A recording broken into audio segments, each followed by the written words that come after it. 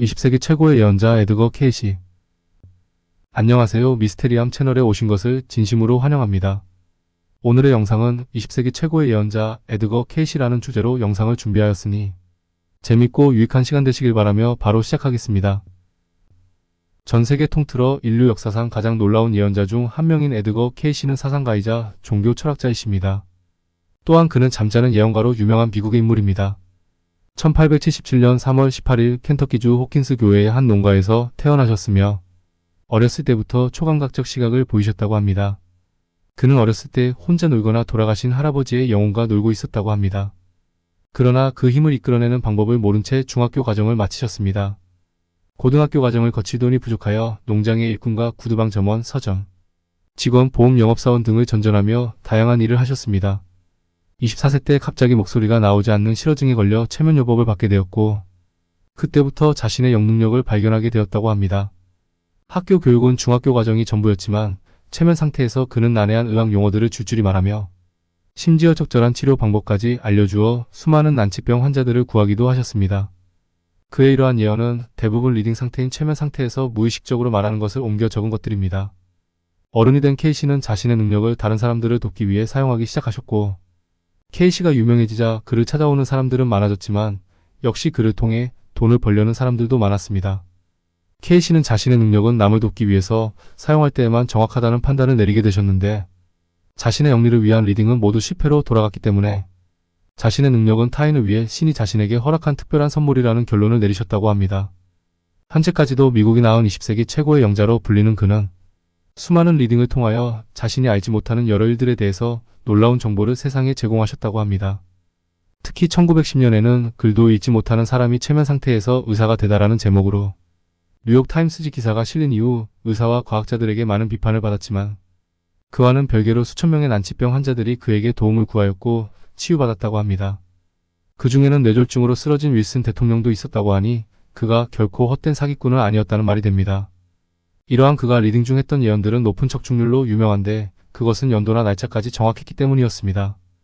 그는 전인 치유, 환생 등 영적 원리를 전할 뿐만 아니라 인류의 운명에 관한 예언을 하기도 하셨습니다. 그 예언 중에는 많은 것도 있고 아쉽게도 빗나가거나 아직 도래하지 않은 예언도 있습니다. 그가 유명해지면서 그의 집 앞에는 리딩 약속을 잡으려는 사람들로 장사진을 치게 되었는데 그렇게 그에게 매일 쏟아지는 편지들은 트럭으로 날라야 할 정도였다고 합니다. 에드거 케이시는 체면 상태에서 우주의 모든 지식과 살아있는 모든 것들의 기억을 읽어내어 인류의 운명에 대한 예언까지 하셨습니다. 그는 사람의 마음이 우주의 마음과 합해지면 그 정보를 자신이 살고 있는 땅의 언어로 번역된다는 것입니다. 쉽게 말하면 그의 두뇌는 신이나 또 다른 영혼과 접촉하는 일종의 컴퓨터 단말기인 셈입니다. 이러한 메커니즘으로 에드거 케이시는 우주의 온갖 소리, 빛, 파동을 읽어내 세계적인 대변동, 지진, 지구 자체의 대변동, 즉 지구 좌축 이동 등에 대한 방대한 내용을 예언하셨습니다. 에드거 케이시는 많은 예언을 하셨는데 그 예언들 중에는 정확히 맞는 것도 빗나간 것도 있습니다. 그는 현재의 경험과 추세로 미래를 예측할 수 있지만 때로는 그 경향이 바뀌기도 한다고 말씀하셨습니다. 이 말인즉 예언이란 100% 확실하지 않다는 이야기며 얼마든지 변동 가능하다는 이야기입니다. 이 이치를 잘 모르는 그의 추종자들은 맞는 예언에 환호했고 비판자들은 틀린 예언들을 입에 올렸습니다. 다음은 에드거 케이시가 쓴 윤회의 비밀에 기록된 것 중 일부를 소개하겠습니다. 1. 유럽에서 가축을 죽음에 이르게 하는 질병이 만연하고 이는 다시 미국 서부 지역으로 확산됩니다. 사람들은 질병이 크게 확산되기 전에 수백만의 가축을 도살하고 소각합니다. 2. 펜실베니아 알렌타운의 생물물리학자들은 인간 수명을 좌우하는 유전자의 비밀을 풀어냅니다. 3. 미국 캘리포니아 남부 모하비 사막에 불시착하고 구조된 외계인은 용자리 성의 한 행성이 바로 악마가 지배하는 지옥의 실체라는 메시지를 남깁니다. 고고학자들은 사해에서 예수의 형제라고 주장하는 제임스라는 남자가 저술한 두루마리 책을 발견합니다. 4. 2001년 예수님이 미국에서 재림하시면 믿지 않는 이들에 의해 고난을 받고 숨을 거두실 것입니다. 5. 미국 주식시장이 붕괴로 수천 명의 대형 주식 투자자와 펀드가 몰락합니다.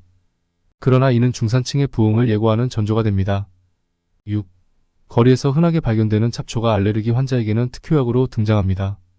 그러나 이 약은 모르핀보다 더 지독한 중독 증세로 문제를 일으킵니다. 7. 두 명의 미국 재벌이 거액의 재산을 사회로 환원하는 구호 활동에 나섭니다. 한 명은 미디어 재벌, 다른 한 명은 소프트웨어 및 전자 관련 재벌로 이들의 기부금은 모든 미국인들의 의료비를 충당하고도 남습니다. 8. 소련에서 공산주의가 붕괴된 후 각 민족들이 독립될 것입니다.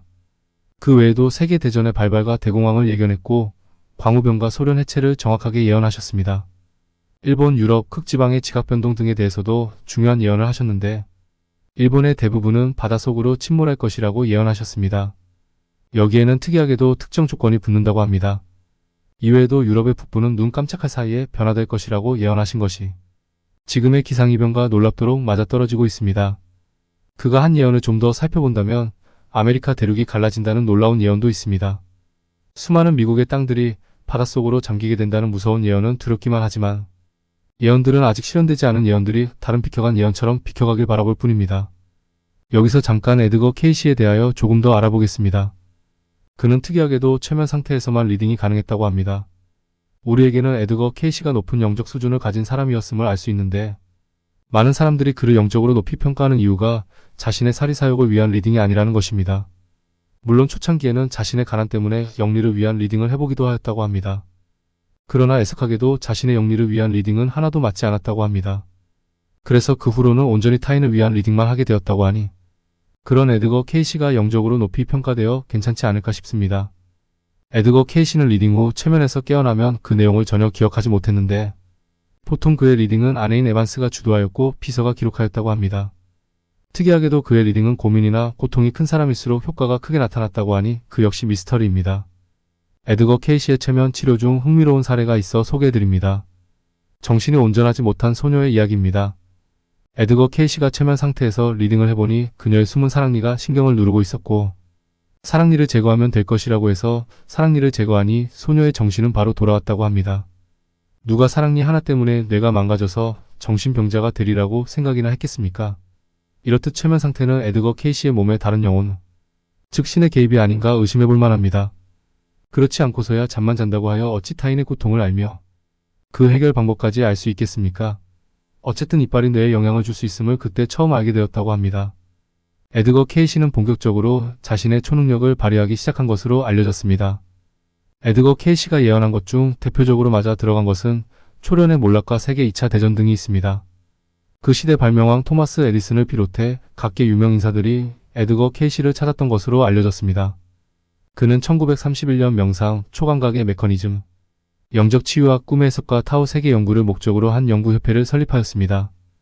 여기에는 그 유명한 윌슨 대통령과 토마스 에디슨 등이 고객이었다고 합니다. 에드거 케이시는 살아생전에 약 5천여 명의 환자들을 상대로 리딩을 하였다고 합니다. 그렇다면 그의 예언에 대하여 좀 더 세밀하게 들여다보도록 하겠습니다. 제일 먼저 북미 대륙에서 일어날 변화에 대하여 알아보겠습니다. 에드거 케이시는 특히 아메리카 대륙에서 벌어질 변화의 모습을 소상하게 알려주었는데 가장 충격적인 예언은 로스앤젤레스, 샌프란시스코, 뉴욕시의 파괴에 대한 내용입니다. 그는 로스앤젤레스, 샌프란시스코의 대부분은 뉴욕보다 훨씬 먼저 파괴될 것이며 또한 미합 중국 동해안의 대부분은 서현 지역이나 중부 지역과 마찬가지로 혼란에 빠질 것이라고 여러 번 말했다고 합니다. 심지어 미국 서부는 갈라질 것이라고 예언하기도 했습니다. 한편으로는 지구 전체 대변으로 안정한 지역에 대해서도 언급하기도 했습니다. 주년 내에는 대서양과 태평양에 각각 육지가 나타날 것입니다. 그리고 많은 나라에서 현재 해안선으로 되어 있는 대부분의 지역이 해저가 될 것입니다. 현재 뉴욕주의 해안지대 혹은 뉴욕시 자체도 대부분 소멸될 것입니다. 그러나 이것은 다음 세대에 일어날 것입니다. 한편 남과 북쪽의 캐롤라이나 주와 조지아주의 남부도 소멸될 것이지만 이것은 훨씬 빨리 일어날 것입니다. 그리고 버지니아 자치지역은 오하이오주, 인디애나주, 일리노이주 미 캐나다 남부와 동부 지역의 대부분과 함께 안전한 지역에 포함됩니다. 저부의 대부분은 기타 많은 지역과 마찬가지로 혼란이 발생할 것이라고 예언했습니다. 또한 그가 한 예언 중에서는 사라진 대륙 아틀란티스가 있는데 플로리다 연안과 해수면에서 아틀란티스 사원의 자해가 발견될 것이라고 했습니다. 특이하게도 에드거 케이시는 2여 년 동안 약 700번 이상을 아틀란티스에 대해 언급하였다고 합니다. 그는 이 고도로 발달해 있던 전설의 대륙 문명은 3차례에 걸쳐서 파멸의 운명을 맞이했다고 합니다. 이 전설의 낙원 문명이 붕괴된 결정적인 원인에 대해 그는 거대한 자연의 힘과 인간이 만든 파괴력이 있다고 했습니다. 당시 대홍수 있던 노아의 홍수 때에 피난 나온 사람들이 세계 곳곳으로 스며들어 아직까지 생존해 오고 있다는 것입니다. 잃어버린 대륙인 아틀란티스의 파멸의 원인은 과학자와 기술자들이 있다는 것을 강조하였습니다. 그리고 자기를 찾는 이들 중 상당수가 환생한 아틀란티스인이라고 주장했습니다. 대부분의 아틀란티스인이 다가오는 재난을 예상했기 때문에 전멸을 면할 수 있었다고 말하고 있습니다. 그리고 언젠가 아틀란티스가 다시 도래한다고 예언했습니다. 그렇다면 나머지 예언도 알아보도록 하겠습니다. 극지방의 지각 변동의 영향으로 일본 침몰을 예언하였는데 일본의 대부분은 바닷속으로 반드시 침몰할 것이라고 반드시 힘주어 말했다고 합니다. 그 말인즉 그만큼 강하게 확신한다는 뜻이 될 것입니다. 일본의 침몰로 인해 한국도 많은 부분이 바닷속으로 침몰한다고 하는데 벌써부터 걱정입니다. 또한 유럽 지역의 변화도 예언하였는데 특히 유럽 북부는 눈 깜짝할 사이에 변화될 것이라고 했습니다. 그리고 극지방에 대하여도 예언하였는데 북극과 남극 지역의 지각 변동이 심하게 일어나고 그 여파로 열대 지역에서는 화산 폭발이 자주 있을 것이라고 했습니다. 이외에도 러시아의 모체인 소련의 붕괴와 완전히 빗나간 공산국가인 국이 민주주의의 길을 향해서 단할 것이라는 예언도 했습니다. 에드거 케이시가 수면 상태에서 한 말은 1923년부터 기록되었습니다. 남아있는 예언만 1000에 이른다고 합니다. 케이시 예언 중 1929년 주식시장 붕괴와 대공황, 세계 2차 대전과 소련의 몰락에 관한 것은 모두 적중했다고 합니다. 이외에도 전설의 대륙 아틀란티스가 실존했다고 믿었고 남극과 북극의 위치가 뒤바뀌고 대지진이 발생해 캘리포니아 주가물에 잠길 것이라고 예언했습니다. 이토록 무시무시한 수많은 예언들을 남긴 에드거 케이시는 그가 평생에 걸쳐 행한 일 216. 라이프 리딩 기록은 버지니아 비치에 있는 AR 영국의 발에 보관되어 있다고 합니다.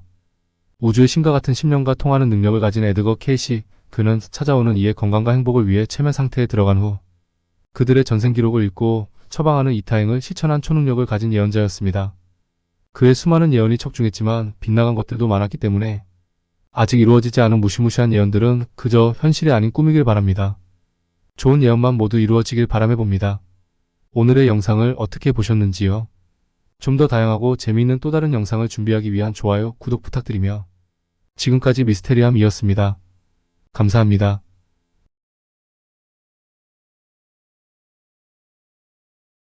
과연 2025년 백두산은 폭발할 것인가? 안녕하세요. 미스테리함 채널에 오신 것을 진심으로 환영합니다. 오늘의 주제는 과연 2025년 백두산은 폭발할 것인가? 를 준비하였으니 재미있게 시청하시길 바라며 바로 시작하겠습니다. 만일 백두산에서 화산 분출이 일어났을 때 폭발한 화산재가 어느 정도 쌓이면 대한민국의 수도인 서울이라는 도시가 마비가 될까? 화산 폭발이 무서운 이유 중 하나는 화산 분출이 일어났을 때 날아온 화산재가 단 1cm만 쌓여도 도시 행정에 마비가 오고 그로 인해 커다란 차질이 생긴다는 점입니다. 자동차와 지하철, 항공기 등 수많은 교통수단이 마비되고 화산 분출 때 발생하는 화산재는 전기를 띠고 있어서 전파를 방해하는 것은 물론 온갖 전력 마비를 유발합니다. 그러므로 수많은 피해가 속출하게 된다는 것은 다른 나라에서 일어난 화산 폭발을 보더라도 잘 알 수 있습니다. 1815년 4월 인도네시아의 탐보라 화산 폭발을 한번 살펴보겠습니다. 그 화산 폭발 시 분출물이 43km 높이로 치솟았고 이산화황 분출이 100으로 인류 역사상 최대 규모의 화산 분출이었다고 합니다. 이 화산 분출로 인해 흘러내린 용암은 반경 40km 일대를 덮쳤고 9만 명의 주민들이 피해를 입었다고 합니다. 이로 인해 발생한 화산의 분출물이 3시간에 전 세계로 퍼져나갔고 무엇보다 기상이변으로 초여름에도 불구하고 눈과 서리가 내리고 얼음이 어는 등 기상이변이 발생했습니다. 이때 지구의 평균 기온이 5도나 떨어지면서 전 세계 여러 지역에서 눈과 서리가 내리고 얼음이 맺히는 등 냉기로 인해 전 지구가 꽁꽁 얼어붙었다고 합니다. 아마도 엄청난 양의 분출물이 하늘로 올라가 태양빛을 가리면서 태양열을 차단하게 되고 그 이후로 지구의 기온을 급강하시킨 것입니다. 이 섬의 화산 분출로 인한 기후 변화로 유럽 대륙과 아시아의 기근과 식량 부족 사태가 발생했습니다. 또한 그 이듬해인 1816년에 북반구에서 여름이 사라졌다고 합니다. 이렇게 한 나라의 화산 분출이 지구의 기후까지 바꿔놓을 정도로 엄청난 피해를 일으키는 것을 알 수 있습니다. 1815년 발생한 인도네시아의 탐보라 화산 분출로 여름이 사라지고 일시적인 빙하기가 발생했습니다. 이 나라의 섬에서 일어난 화산 폭발 사건은 원자로 된 화물의 17만 배 되는 엄청난 위력을 발생시켰다고 합니다. 이렇게 대규모의 화산 폭발 사건은 기후를 바꿔놓고 엄청난 인명의 손해를 발생시키는 엄청난 위험과 피해를 발생시키는 것을 알 수 있습니다. 그렇다면 백두산 분출 가능성과 예측에 따른 위력과 피해의 규모는 가히 상상조차 가능할 수가 없을 것입니다. 백두산은 언젠가는 분화할 수 있는 화산이라는 것은 누구나 다 아는 사실입니다. 언제 분화하는지가 문제이지 반드시 분화한다고 합니다. 백두산의 화산 폭발 주기는 100년이라고 합니다. 그렇다면 백두산이 마지막으로 폭발했던 시기가 언제인지 아십니까? 바로 1925년이라고 합니다. 그러니 내년이 정확히 100년이 되는 해이기에 백두산 폭발이 일어날 수도 있을 것이라는 것이 과학자들의 의견입니다. 그렇다면 지금까지 백두산 폭발이 가장 강력했던 때는 언제일까요? 1000년 전인 946년 백두산에서 최고로 강력한 규모의 화산 분출이 일어났다고 합니다. 백두산 화산 분출의 영향권은 150km에 달하며 분출 지수는 상당히 큰 대규모 화산 분출이었습니다. 당시 백두산 분출로 발생한 화산재는 한반도 전역을 1m 두께로 뒤덮을 만큼 엄청난 양이었습니다. 백두산 분출로 인해 봉우리 높이 1000m 정도가 사라졌고 현재 백두산의 높이는 약 2744m로 화산 분출 전보다 약 1000m 낮아졌습니다. 이때 화산 분출로 백두산 천지가 형성되었으며 천지의 둘레는 13.1km, 직경은 5km, 면적은 9.8km에 달합니다. 백두산 천지는 세계에서 가장 높고 깊은 칼데라로 강력한 화산 분출의 흔적입니다.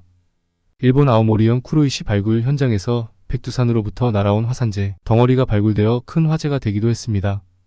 백두산이 마지막으로 강력한 화산 폭발을 일으켰던 시기는 해안시대 대략 기원 후 946년경으로 백두산 지역에 발해가 존재했던 시기입니다. 실제 역사 기록인 흥복사 연대기에는 일본 나라 지역에 화산재가 눈처럼 내렸다는 기록이 남아 있습니다. 이러한 백두산 화산 폭발의 주기가 1000년을 감안했을 때 현재 우리가 사는 시대에 강력한 화산 폭발이 일어난다고 해도 이상하지 않다고 과학자들은 말하고 있습니다. 특히 대한민국과 외국의 역술가들은 2025년이 백두산에 큰 변화가 있을 시기라고 예언하고 있으며 이탈리아의 예언가 아다모 바르바라는 2016년에 10년 이내에 동양의 높은 산의 나무가 사라지고 주변에 물이 마를 것이라는 예언을 남겼습니다. 그러나 이는 우리나라에는 잘 알려지지 않았는데 그 이유는 대다수의 사람들이 일본 후지산을 뜻한다고 생각하기 때문입니다. 하지만 실제로 백두산의 변화가 일어나고 있으며 2025년이 가까워지고 있습니다. 일부 예언 전문 커뮤니티에서는 일본 후지산보다 백두산에 집중해야 한다고 말하고 있으며 백두산의 마지막 분출이 1925년이었기에 2025년에는 백두산을 조심해야 한다는 의견이 강력한 힘을 얻고 있습니다. 최근 백두산 분출의 전조 현상들 때문에 전 세계의 과학자들이 큰 관심을 보이고 있습니다. 백두산은 100년 주기로 크고 작은 분화가 계속 일어나고 있으며 1925년에 백두산에서 분화가 일어났었기 때문에 2025년에 또다시 분화가 일어날 가능성이 있다고 전문가들은 예측하고 있습니다. 세계의 모든 지질 과학자들은 곧 백두산의 거대한 화산 분출이 일어날 것이라고 예측하고 있으며 실제로 백두산 주변에서 화산 분출이 일어날 수 있는 여러 가지 징후들이 계속 발생하고 있습니다. 백두산 정상에 나무들이 말라가고 있으며 백두산 주변에서 펄펄 끓는 온천수가 나타나고 있습니다. 백두산 천지 주변의 온천수는 원래 67도였으나 최근 갑자기 83도까지 상승했습니다. 또한 백두산 일대에서 작은 지진파가 계속해서 감지되고 있습니다. 2016년에 국제 전문가들이 합동으로 조사한 바에 따르면 백두산 아래 5km에서 10km 지점에 서울 면적의 2배 정도 되는 많은 양의 마그마가 적재되어 있음을 발견했습니다. 2021년에 실시한 조사에서는 이산화탄소 기포가 천지 주변으로 올라오는 것이 관측되어 백두산 천지가 다시 펄펄 끓고 있다는 증거가 되었습니다. 이러한 현상들은 모두 화산 분출이 일어나기 전에 나타나는 전조 현상으로 화산 분출이 곧 일어날 것을 암시하는 사전 징후들입니다. 백두산 정상의 나무들이 말라가는 것은 화산가스 때문이며 천지 주변 온천수의 수온이 급격히 올라가는 것은 천지 아래의 땅으로부터 뜨거운 마그마가 차올랐다는 것을 의미합니다. 화산 분출은 산 밑에까지 차오른 엄청난 양의 마그마가 대규모로 분출되면서 일어나는 현상입니다.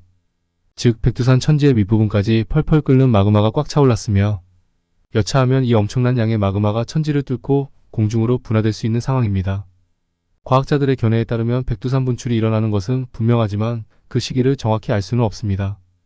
다만 100년 주기로 일어나는 백두산 화산 분출이 마지막 분화된 때로부터 100년이 되는 해인 2025년에 분출이 일어날 가능성이 높다고 판단하고 있습니다. 백두산 화산 폭발에 대해 예언한 사람들은 여러 명이 있어 소개해드리겠습니다. 먼저 대한민국의 역술가들은 2025년이 백두산에 큰 변화가 있을 시기라고 예언하고 있습니다. 이들은 백두산의 화산 활동 주기가 약 100년임을 근거로 들며 1925년에 마지막으로 분화가 있었기 때문에 2025년에 또다시 분화가 일어날 가능성이 높다고 주장합니다. 또한 이탈리아의 예언가 아다모 바르바라는 2016년에 동양의 높은 산의 나무가 사라지고 주변에 물이 마를 것이라는 예언을 남겼습니다. 이 예언은 백두산의 변화를 암시하는 것으로 해석되기도 합니다. 또한 성경을 바탕으로 한 예언도 있습니다. 일부 종교 지도자들은 스가랴서 14장 4절을 근거로 백두산이 예수 그리스도의 재림과 관련이 있다고 주장합니다. 이들은 백두산을 성경에 나오는 감람산으로 해석하며 백두산의 화산 폭발이 예언된 사건이라고 믿고 있습니다. 이러한 예언들은 백두산의 화산 활동이 단순한 자연현상이 아니라 신성한 의미를 지닌 사건으로 해석되기도 합니다. 최근에는 과학자들도 백두산의 화산 활동에 주목하고 있습니다.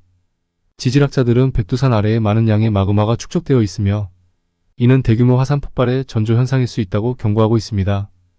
특히 백두산 주변에서 발생하는 작은 지진과 온천수의 온도 상승 등은 화산 활동의 징후로 해석되고 있습니다.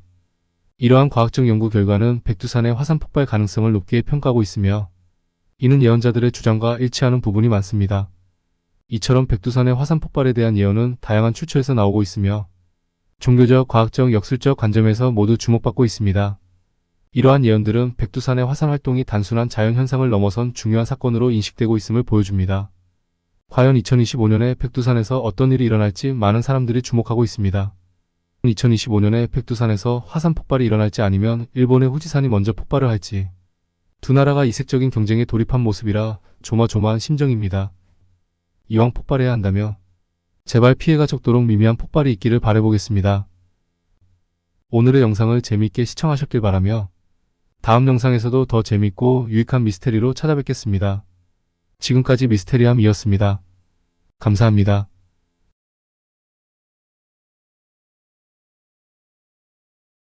불리는 아주 유명한 예언가가 있다. 그 주인공은 바로 불가리아의 예언자 바바방가이다. 바바방가는 제2차 세계대전 소련의 붕괴와 스탈린의 죽음, 체르노빌 원자력 발전소 사고, 그리고 영국 다이애나 왕세 자비의 죽음, 9.11 테러와 2004년 남아시아 대지진, 2020년 트럼프 대통령 코로나19 확진 등을 정확하게 예언했다. 그리고 이런 놀라운 예지력이 알려지며 당시 소련 공산당 고위 인물들도 찾아와 자문을 구했다고 전해진다. 뿐만 아니라 언론에서도 그녀의 예언을 많이 다루었고 그녀는 예언가로 주목받는 삶을 살았다. 바바방가. 그녀가 이렇게 놀라운 예지력을 얻게 된 것은 큰 사고 때문으로 전해진다. 바바방가. 그녀는 1911년 마케도니아에서 태어났다. 그리고 그녀가 12살이 되던 해에 폭풍에 휘말리게 되었다. 다행히 목숨은 건졌으나 이때 그녀는 시력을 완전히 잃었다. 하지만 얼마 후 그녀는 과거와 미래를 보는 능력을 얻게 된 것을 깨닫게 되었다. 이후 바바방가는 예언가로의 삶을 살았고 1996년에 불가리아에서 85세의 나이로 사망할 때까지 많은 예언을 남겼다. 그녀의 놀라운 예언을 보여주는 신비한 일화를 하나 살펴보자. 바바방가는 1979년 TV 방송에 출연해 의미심장한 예언을 한다. 2000년 8월 쿠르스크가 물에 잠기게 될 것이다 라고 예언을 했다. 쿠르스크는 당시 소련의 도시 이름이었는데 바바방가의 예언이 담긴 프로그램은 소련과 불가리아 전역에 방송되었다. 바바방가의 예언은 크게 화제가 되었고 쿠르스크 지역에 사는 주민 일부는 예언의 시기가 가까워지자 도시를 떠나는 등 한바탕 소동이 일어났다고 한다. 하지만 8월 말까지도 쿠르스크는 아무런 일도 일어나지 않았고 이 일로 바바방가는 큰 비난을 받게 되었다. 그러나 시간이 흐른 후 사람들은 크게 놀랄 수밖에 없었다. 2000년 8월 12일 러시아 핵잠수함인 쿠르스크가 침몰된 사건이 발생했고 이때 승무원 112명이 전원 사망했다는 사실이 뒤늦게 밝혀졌기 때문이다. 바바방가의 예언 속에서 쿠르스크는 지명이 아닌 잠수함의 이름이었던 것이다. 이렇듯 무서울 정도로 신비한 예언 능력을 보여준 바바방가는 심지어 자신의 죽음마저도 정확하게 예언했다고 전해진다. 1996년 어느 날 그녀는 자신의 아들을 불렀다. 그리고는 침착한 목소리로 아들에게 이렇게 말했다. 아들아, 나는 8월 11일에 죽음을 맞이하게 된다. 그러니 미리 마음의 준비를 해두거라. 그리고 실제 바바방가는 자신이 예언한 그 날짜에 사망을 했다. 바바방가의 장례식에는 당시 불가리아 대통령까지 참석했다고 한다. 바바방가. 그녀의 예언에 대한 관심은 그녀가 세상을 떠난 후에도 계속되었다. 그녀가 사망하기 전 미래에 대한 예언을 남겨놓았다는 예언서의 존재가 알려졌으며 이 예언서에는 훗날에 이르기까지 많은 양의 예언이 기록되어 있다고 한다. 그럼 바바방가는 2024년에 대해서 어떻게 예언했는지 그 예언을 살펴보자. 1. 세계 지도자 푸틴의 암살이다. 2024년에 중요한 세계 지도자 한 명이 암살될 것이라고 예언했다. 그러한 위험에 빠지게 될 인물은 바로 러시아 대통령이다. 또한 이 사건을 일으키는 범인은 러시아 내부의 인물이다. 2. 유럽의 수많은 테러가 일어날 것이다. 큰 규모의 나라가 2024년에 생물학적 무기의 실험 또는 이를 이용한 공격을 감행할 것이다. 또한 테러리스트들이 유럽을 공격하게 된다. 3. 세계적으로 사이버 공격이 증가한다. 전력망과 수도, 시설 등 국가의 중요한 기반 시설을 겨냥한 사이버 공격이 일어날 것이다. 이는 해당 국가의 안보 위협으로 이어질 만큼 중대한 위험을 지니고 있다. 4. 유럽에 경제 위기가 올 것이다. 2024년 세계적으로 아주 중대한 영향을 미칠 경제 위기가 발생할 것이다. 그 위기는 유럽에서부터 시작된다. 경제 위기의 원인은 무섭게 불어난 부채 규모와 지정학적인 긴장의 증가와 서양에서 동양으로의 경제력 이동이다. 5. 기상이변과 자연재해가 뒤따를 것이다. 지구 궤도의 변화가 오랜 기간에 걸쳐서 일어난다. 그리고 기후변화와 방사능, 수치 급등 등을 촉발하게 된다. 이러한 것들이 2024년에 심각한 여러 자연재해로 이어지게 된다. 6. 의료계에 새로운 암치료법이 발견될 것이다. 기술이 커다란 발전을 이룰 것이다. 불치병으로만 여겨졌던 알츠하이머를 포함해 난치병의 치료법이 새롭게 등장한다. 특히 획기적인 암 치료법이 새로 등장할 것이다. 7. 양자 컴퓨터 발전. 또한 컴퓨터 기술이 놀라울 정도로 발전해 기존 컴퓨터보다 훨씬 빠르게 문제를 해결하게 된다. 이는 우리가 기술을 이해하는 방식을 완전히 바꾸는 획기적인 변화를 가져올 것이다. 한편 바바방가가 남긴 예언서에는 먼 미래에 대한 예언들이 쭉 이어진다. 그럼 미래에 대한 몇 가지 예언들을 더 살펴보도록 하자. 2028년 새로운 에너지원이 개발된다. 금성으로 가는 유인 우주선이 발사된다. 2043년 세계 경제가 번영하고 유럽은 이슬람의 영향권 아래에 놓인다. 2046년 어떤 신체의 조직들도 대량으로 생산할 수 있게 된다. 2066년 미국이 이슬람의 로마를 공격하면서 단시간에 기후를 급격하게 냉각시키는 새로운 종류의 무기를 사용한다. 2084년 자연이 복구된다. 2088년 단시간에 급격히 늙어버리는 새로운 질병이 발생한다. 2100년 인공태양을 만들어서 지구의 반대편을 비출 수 있게 된다. 2111년 사람들은 마치 살아있는 로봇처럼 된다. 2195년 해저 식민지가 충분히 개발되어 풍부한 에너지와 식량을 얻게 된다. 2221년 외계 생명체에 대한 탐사를 하는 과정에서 인류는 무언가 끔찍한 것들과 접촉한다. 2288년 과거로의 시간 여행이 가능해진다. 새로운 외계 생명체와 접촉이 이루어진다. 2291년 태양이 식어간다. 태양을 되살리기 위한 시도가 이어진다. 2410년 무언가 끔찍한 존재가 먼 우주로부터 지구에 접근한다. 3797년 이 시기에 이르러 지구상의 모든 생명체는 멸종되고 인류는 다른 행성에서 새로운 삶의 기초를 놓을 수 있을 것이다. 지구의 위험 경고등이 켜졌다. 안녕하세요. 미스테리함 채널에 오신 것을 진심으로 환영합니다. 오늘의 영상은 지구의 위험 경고등이 켜졌다.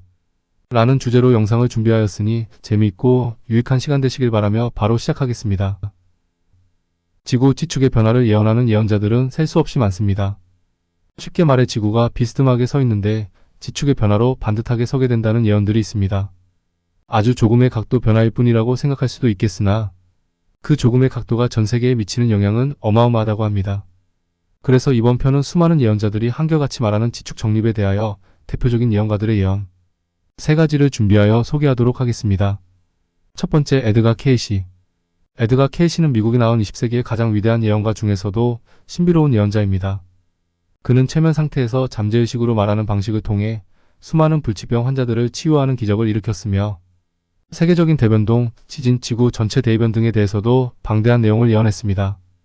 에드가 케이시는 현재 23.5도로 누워있는 지구의 축이 이동하게 된다는 예언을 매우 구체적으로 했습니다. 그는 지축이 바뀌면서 새로운 우주 질서가 일어난다는 예언을 했습니다. 극이 이동합니다. 극의 이동이 생길 때 새로운 사이클이 생깁니다. 이는 곧 재조정의 시기가 시작되는 것입니다. 라고 예언했는데 극이 이동하면서 새로운 사이클이 생긴다고 했습니다. 새로운 사이클이란 시간의 사이클을 의미하는 것으로 시간의 사이클이 재조정된다는 예언을 하고 있습니다. 참고로 지축이 바뀌면서 지금의 365일의 1년 시간 주기가 360일로 바뀌게 된다고 정력에 나와 있습니다. 극이 이동하는 충격으로 인한 지각 변동으로 지구상에 일어나는 일에 대해 이렇게 예언했습니다. 일본의 대부분은 바닷속으로 침몰하지 않을 수 없습니다. 로스앤젤레스, 샌프란시스코의 대부분은 뉴욕보다 훨씬 먼저 파괴될 것이며 미국의 동부 지역은 서부 지역이나 중앙 지역과 마찬가지로 혼란에 빠질 것입니다. 하여 바다 밑으로 침몰할 것입니다. 대서양과 태평양에 각각 육지가 나타날 것입니다. 그리고 많은 나라에서 현재 해안선으로 되어 있는 대부분의 지역이 해저가 될 것입니다. 등등 지구의 극이 이동하면서 지구상에 표현할 수 없는 엄청난 변화가 일어난다고 예언했습니다. 그러면 이러한 지축 이동은 언제 일어날까요? 이것 또한 에드가 케이시는 예언하고 있습니다.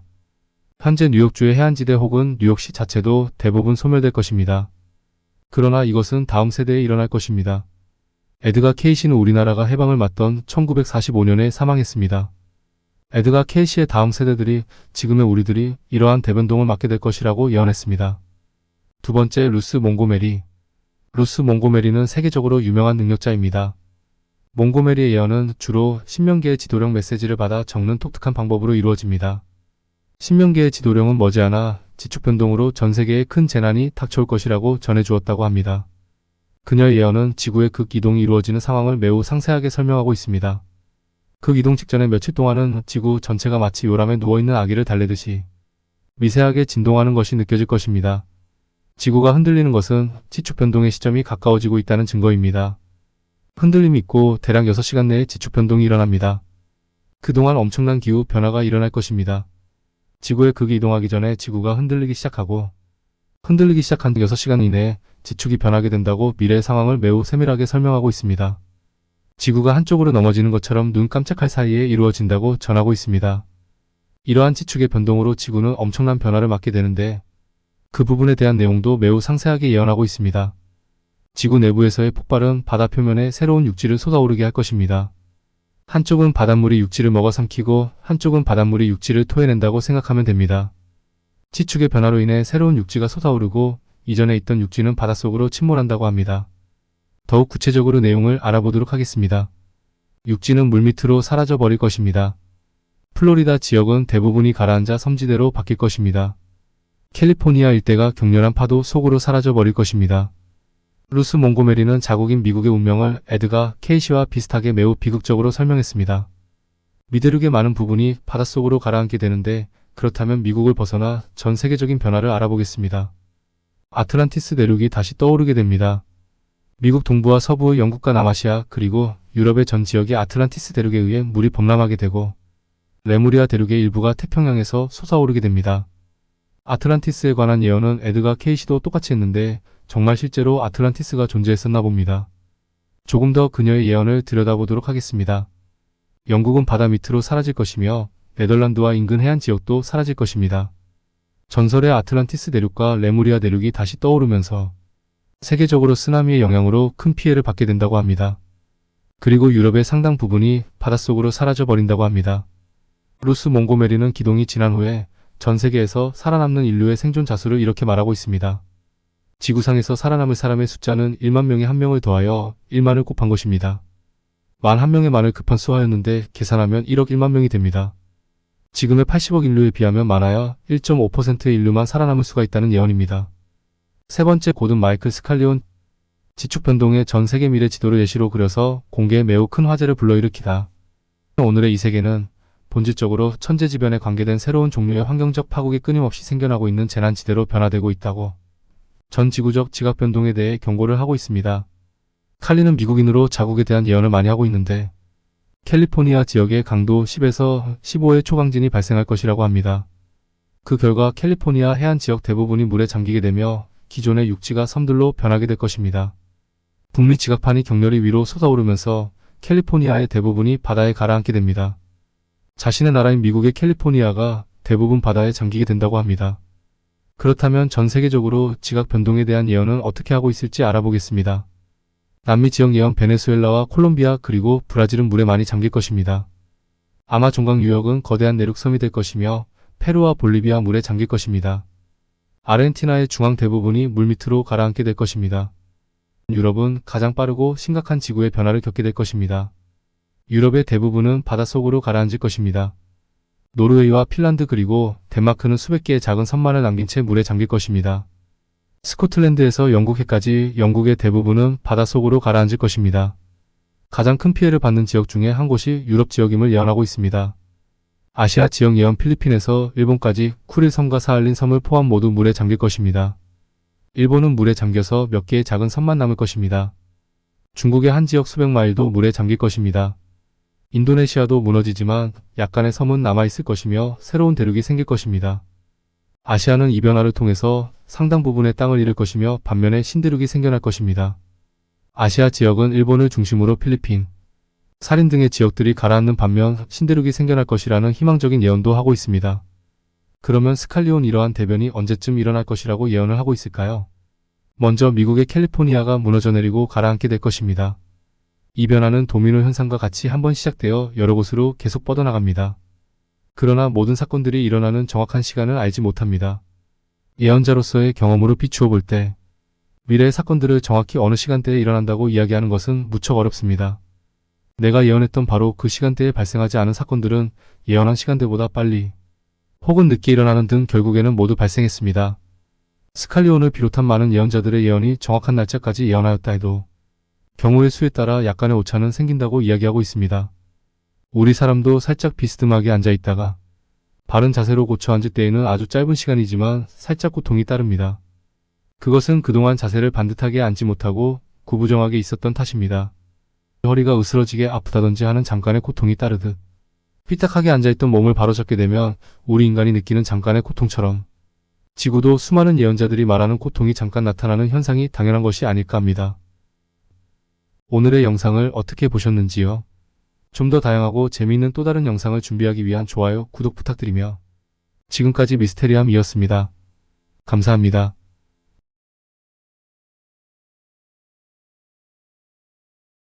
러시아의 대영가 미로슈니코프가 한국을 예언하다. 안녕하세요. 미스테리함 채널에 오신 것을 진심으로 환영합니다. 오늘의 영상은 러시아의 대영가 미로슈니코프가 한국을 예언하다 라는 주제로 영상을 준비하였으니 재밌고 유익한 시간 되시길 바라며 바로 시작하겠습니다. 세계에서 가장 큰 땅덩어리를 가지고 있는 나라이고 세계 최초로 달에 먼저 도달한 나라도 러시아입니다. 지금은 이빨 빠진 호랑이라고 할 수 있지만 한때 러시아는 세계 최강 미국과 어깨를 나란히 하던 때가 있었습니다. 어쩌면 미국을 앞서 갈 유일한 나라였을 만큼 막강했던 나라가 지금은 세계 최강국 리스트에서 순위가 계속 하락하고 있습니다. 어쨌거나 오늘은 한때 세계 최강국인 러시아의 가장 위대한 예언가로 유명했던 모스크바의 예지몽 예언가 이반 미로슈니코프를 소개하겠습니다. 사실 영상을 다루기 전에는 이름조차 생소한 예언가였던지라 좀 더 유명한 예언가를 찾아보려 했지만 누구나 다 아는 정도의 유명한 예언가들은 저 말고도 많은 분들이 다루고 있으니 저는 차후에 그분들을 다루도록 하고 오늘은 러시아의 유명한 예언가인 이반 미로슈니코프에 대해 영상을 시작하겠습니다. 미로슈니코프는 1802년 러시아 모스크바 한 농부의 집안에서 태어났습니다. 농부인 부모님을 도와 마을 외곽의 숲에서 양을 치며 평범한 어린 시절을 보내던 소년이었습니다. 1812년 10살이 된 그는 처음으로 예지몽을 꾸게 되는데 그는 새벽에 잠을 자던 중 꿈속에서 외국의 병사들이 러시아로 쳐들어와 러시아의 마을들이 불타고 그의 숙모가 병사들에 의해 죽는 모습을 보게 됩니다. 또한 그는 금속에서 거대한 눈보라가 그가 살던 모스크바로 몰려와 병사들이 허겁지겁 도망치는 모습과 수많은 사람들이 눈에 뒤덮여 죽어가는 모습을 목격하게 됩니다. 그런데 신기하게도 1812년 6월 24일 실제로 나폴레옹의 60만 대군이 대륙 봉쇄를 유지하기 위해 러시아로 닥쳤는데 마을 외딴 곳에서 홀로 살고 있던 그의 숙모가 실제로 프랑스군에 잡혀 죽임을 당하는 사건이 발생합니다. 그리고 그 후 러시아에는 기록적인 혹한과 폭설이 내렸는데 한 프랑스군은 모스크바를 떠나게 됩니다. 이로 인해 프랑스군은 60만 명의 병사 중 56만여 명이 추위와 배고픔에 시달리다 죽게 되었으며 프랑스로 복귀한 생존자는 겨우 4만여 명에 불과했습니다. 놀랍게도 이는 그가 꿈속에서 보았던 것들과 정확히 일치하는 것이었으며 불과 꿈을 꾼 지 얼마 되지 않아서 일어난 일이었습니다. 당시 미로슈니코프의 예언은 너무나도 정확해 전국에서 많은 사람들이 그를 찾아 모스크바로 모여들 정도로 그의 예언은 매우 유명했다고 전해지는데 그에 대한 신비한 이야기는 현재까지도 러시아 국립역사 문서 보관소의 실제 기록으로 남아 있습니다. 이어서 그가 청년기 때 있었던 한 일화를 소개하겠습니다. 1825년 23살이 된 미로슈니코프는 홀로 교회에서 기도를 하던 중 어디선가 들려오는 신비한 목소리를 듣게 되는데 그 목소리는 불쌍한 성도들을 구하고 위기에 빠진 나라를 구하라는 내용이었습니다. 그는 그날 밤 매우 이상한 꿈을 꾸게 되는데 그의 앞에 빛나는 천사가 나타나 마을 뒤편의 산 정상을 가리키며 어서 마을 사람들을 데리고 산 위로 올라가라고 그에게 말해 주었습니다. 너무나도 생생했던 꿈에서 깨어난 그는 이 신비한 꿈이 예사롭지 않은 징조라고 생각해 아침이 되기 전 마을을 돌아다니며 이 사실을 마을 사람들에게 알리게 됩니다. 그러나 그의 말을 들은 대부분의 마을 사람들은 그가 시성했나 그의 말이 허풍이라며 믿지 않았습니다. 결국 미로슈니코프는 자신의 말을 믿었던 소수의 이웃들을 데리고 산 위로 올라가게 되었는데 신기하게도 그날 아침부터 3일 동안 쉬지 않고 엄청난 양의 폭우가 내리기 시작해 그가 살던 마을 전체가 물에 잠기고 집들이 물에 떠내려가는 기이한 일이 발생합니다. 이 사건으로 마을 대부분의 사람들은 목숨을 잃게 되었으며 그를 믿었던 몇몇 사람들과 그의 가족들만이 목숨을 구할 수 있었습니다. 이 사건을 계기로 1826년 정교회의 수도승이 된 미로슈니코프는 자신이 꿈속에서 본 사건들이 현실에서도 그대로 발생하자 그는 이 기이한 꿈들이 예지몽임을 깨닫고 이때부터 꿈속에서 본 일들을 상세하게 기록하기 시작했습니다. 이러한 정확한 예언으로 러시아 내에서 큰 명성을 얻게 된 미로슈니코프는 1867년 그를 직접 보기 위해 찾아온 파울로스 대주교를 만나게 됩니다. 그 당시 미로슈니코프는 파울로스 대주교와 이야기를 나누던 중 그에게 기이한 이야기 하나를 들려주었는데 이를 기록한 러시아의 역사서에는 다음과 같이 적혀 있습니다. 대주교시여, 러시아는 신의 축복을 받은 위대한 땅이지만 그 기운도 다 되어가는 듯합니다. 앞으로 50년 후에 이 나라에는 큰 난이 일어날 것인데 이때에는 날카로운 올빼미의 눈과 늑대의 입을 가진 자가 이 땅에 나타나 러시아 왕조를 멸망시킬 것입니다. 그는 농노의 자식일 것이며 그의 몸속에는 몽골의 피가 흐를 것입니다. 그때 모든 백성들이 일어날 것이며 나라 전체가 혼란에 휩싸이기 시작할 것입니다. 이것은 그저 러시아 왕조의 멸망이 아닌 위대한 러시아의 멸망을 알리는 시작일 것이며 러시아 왕조가 멸망하고 120년이 더 지나면 러시아는 8개의 나라로 찢어져 이 지구상에서 완전히 사라질 것입니다. 라고 파울로스 대주교에게 미로슈니코프가 말했습니다. 파울로스 대주교는 미로슈니코프의 말에 크게 분노했지만 그를 처벌하지는 않았으며 함께 이야기를 들었던 사제들에게는 이를 함구할 것을 명령했다고 합니다.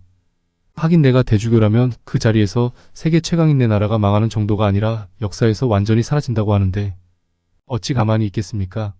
그런데 실제로 그가 예언한 지 정확히 50년 후인 1917년 그의 말대로 러시아에서는 혁명이 일어났으며 러시아의 황제였던 니콜라이 2세의 가족들이 볼셰비키에 의해 처형당하며 러시아 왕조는 완전히 막을 내리게 되었습니다. 또한 최근 발표에 따르면 레닌의 아버지는 해방된 농노 출신이었으며 그의 조모는 기독교로 개종한 몽골계 칼미크인이었다고 합니다. 그리고 이는 미로슈니코프의 예언과 정확히 일치하는 것이었습니다.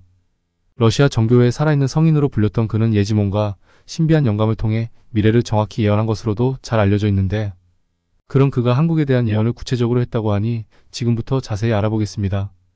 죽기 직전까지 사제로서의 역할을 충실히 수행하신 미슈니코프는 1902년 정확히 100세의 나이로 세상을 떠나셨다고 전해집니다. 그는 죽기 전 3일 동안 잠도 자지 않고 물만 마시며 신에게 간절한 기도를 올려 그 속에 태천사 가브리엘이 나타나 미래에 있을 일들을 예고했다고 합니다. 그리고 그는 그의 임종을 보기 위해 모인 9명의 제자들에게 미래에 있을 세상의 변화는 물론 러시아와 동아시아에 일어나게 될 엄청난 일들을 예언으로 남겼다고 알려져 있는데 그 내용은 다음과 같습니다. 모든 왕들은 신국의 왕을 따르게 될 것이며 모든 것은 신국을 중심으로 돌아가게 될 것입니다. 그렇지 않은 나라는 폐허로 전락하게 될 것이며 그것을 따르는 나라들은 모순 속에 부패할 것입니다. 러시아는 신국을 따르는 민족들에 의해 8개의 나라로 쪼개질 것이며 대부분의 땅을 적국에 빼앗기게 될 것입니다. 그 중에는 영국 민족과 일본 민족 그리고 조선 민족 등이 있을 것입니다. 이 전쟁의 시작은 조선반도와 가까운 러시아 동부가 될 것이며 일본이 잃었던 힘을 되찾을 때쯤 가장 먼저 러시아와 싸우게 될 것입니다. 이때부터 러시아는 찢어지기 시작할 것인데 이 땅의 형제들은 서로의 피를 흘리며 굶주린 짐승처럼 달려들게 될 것이며 영원한 전쟁과 거짓말에 고통받게 될 것입니다. 그는 한반도와 아시아의 미래에 대해서도 언급하셨습니다. 러시아의 쇠락은 조선반도와 아시아 전체에 큰 영향을 미치게 될 것입니다. 일본의 기운은 나날이 커져 러시아의 동부를 집어삼키게 될 것이며 거대한 땅을 가진 대국으로 성장하게 될 것입니다. 이때 조선민족 역시 러시아 땅의 일부를 얻게 될 것이며 이로 인해 그들의 영토는 기존의 몇 배로 늘어날 것입니다. 이 인류 문명의 대전에는 극동 지방의 새로운 문명과 새로운 삶을 제시하는 신성한 별의 민족이 반드시 나타날 것입니다.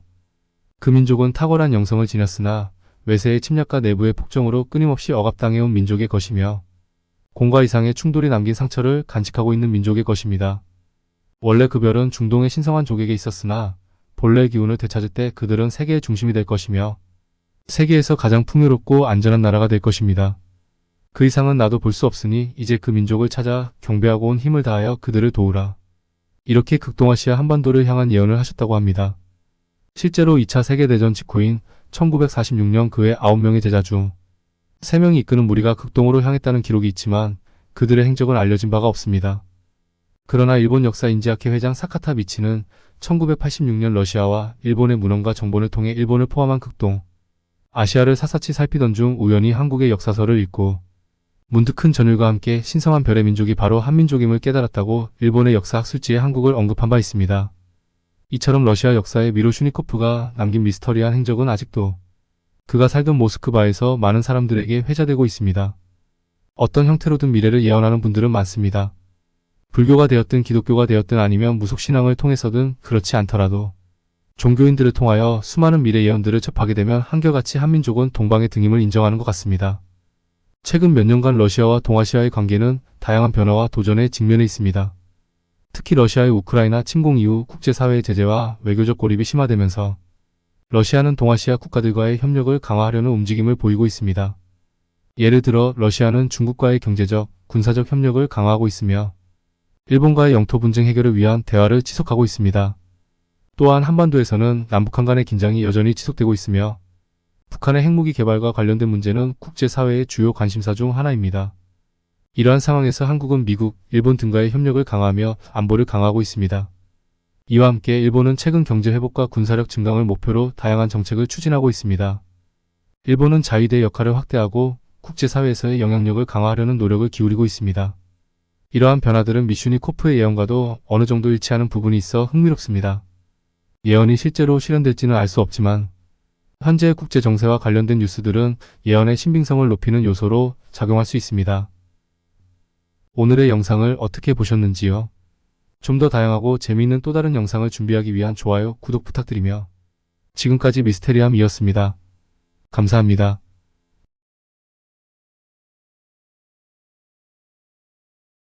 스핑크스와 피라미드에 숨겨진 비밀 공간 미궁. 안녕하세요. 미스테리함 채널에 오신 것을 진심으로 환영합니다. 오늘의 주제는 스핑크스와 피라미드에 숨겨진 비밀 공간 미궁이라는 주제로 영상을 준비하였으니 재미있게 시청하시길 바라며 바로 시작하겠습니다. 이집트 문명은 피라미드를 비롯한 다양한 유적으로 유명합니다. 특히 스핑크스는 그리스 신화에도 등장하는데 원래 그리스 신화에서 수수께끼를 내는 스핑크스 이야기에서 유래했습니다. 그래서 재미있는 설화가 있어 잠시 소개시켜드리고 다음으로 넘어가도록 하겠습니다. 그리스 신화에서 스핑크스는 테베 입구에서 지나가는 사람들에게 수수께끼를 내어 풀지 못하면 잡아먹는 괴물로 묘사됩니다. 오이디푸스가 이 수수께끼를 풀어 스핑크스를 물리쳤다는 전설이 있습니다. 그렇다면 스핑크스가 내었다는 수수께끼에는 무엇이 있는지 알아보겠습니다. 스핑크스가 낸 첫 번째 수수께끼는 아침에는 4발로 걷고 낮에는 2발로 걷고 저녁에는 3발로 걷는 것은 무엇인가? 였으며 해답은 인간입니다. 아기는 4발로 기어다니고 성인은 2발로 걷고 노인은 지팡이를 짚고 걷기 때문입니다. 두 번째 수수께끼는 2자매가 있다. 언니가 동생을 낳고 동생이 언니를 낳는다. 이 자매는 누구인가? 였으며 해답은 낮과 밤입니다. 낮이 지나면 밤이 오고 밤이 지나면 낮이 오기 때문입니다. 세 번째 수수께끼는 망자를 살려내며 너를 울고 웃게 하고 젊게 만들어주며 찰나에 태어나지만 평생 지속되는 것은 무엇인가? 였으며 해답은 기억입니다. 기억은 우리의 감정을 자극하고 오래도록 지속됩니다. 네 번째 수수께끼는 이것은 새와 짐승, 나무, 꽃 그 모든 것을 집어삼키고 새를 갉아먹고 강철을 씹어먹으며 단단한 돌을 가루로 갈아내며 왕을 죽이고 마을을 파괴하며 높은 산을 깎는다. 이것은 무엇인가? 였으며 해답은 시간입니다. 시간은 모든 것을 변화시키고 결국에는 모든 것을 소멸시킵니다. 다섯 번째 수수께끼는 몇몇은 숨으려 하고 몇몇은 속이려 하지만 시간이 지나면 반드시 만나야 하는 존재. 그 이름을 맞춰보라. 내가 소환될 때가 오면 반드시 알게 될 것이다. 였으며 해답은 죽음입니다. 죽음은 피할 수 없는 운명입니다. 이 수수께끼들을 풀어낸 사람은 바로 오이디푸스입니다. 그는 스핑크스의 수수께끼를 모두 풀어내어 테베를 구하고 왕이 되었습니다. 지금까지 그리스 신화에 등장하는 스핑크스가 수수께끼를 내었다는 설화 이야기를 들려드렸습니다. 그러나 이집트, 메소포타미아, 페르시아, 동남아시아 등에서도 스핑크스처럼 사람과 사자가 섞인 동물의 유물이 발견됩니다.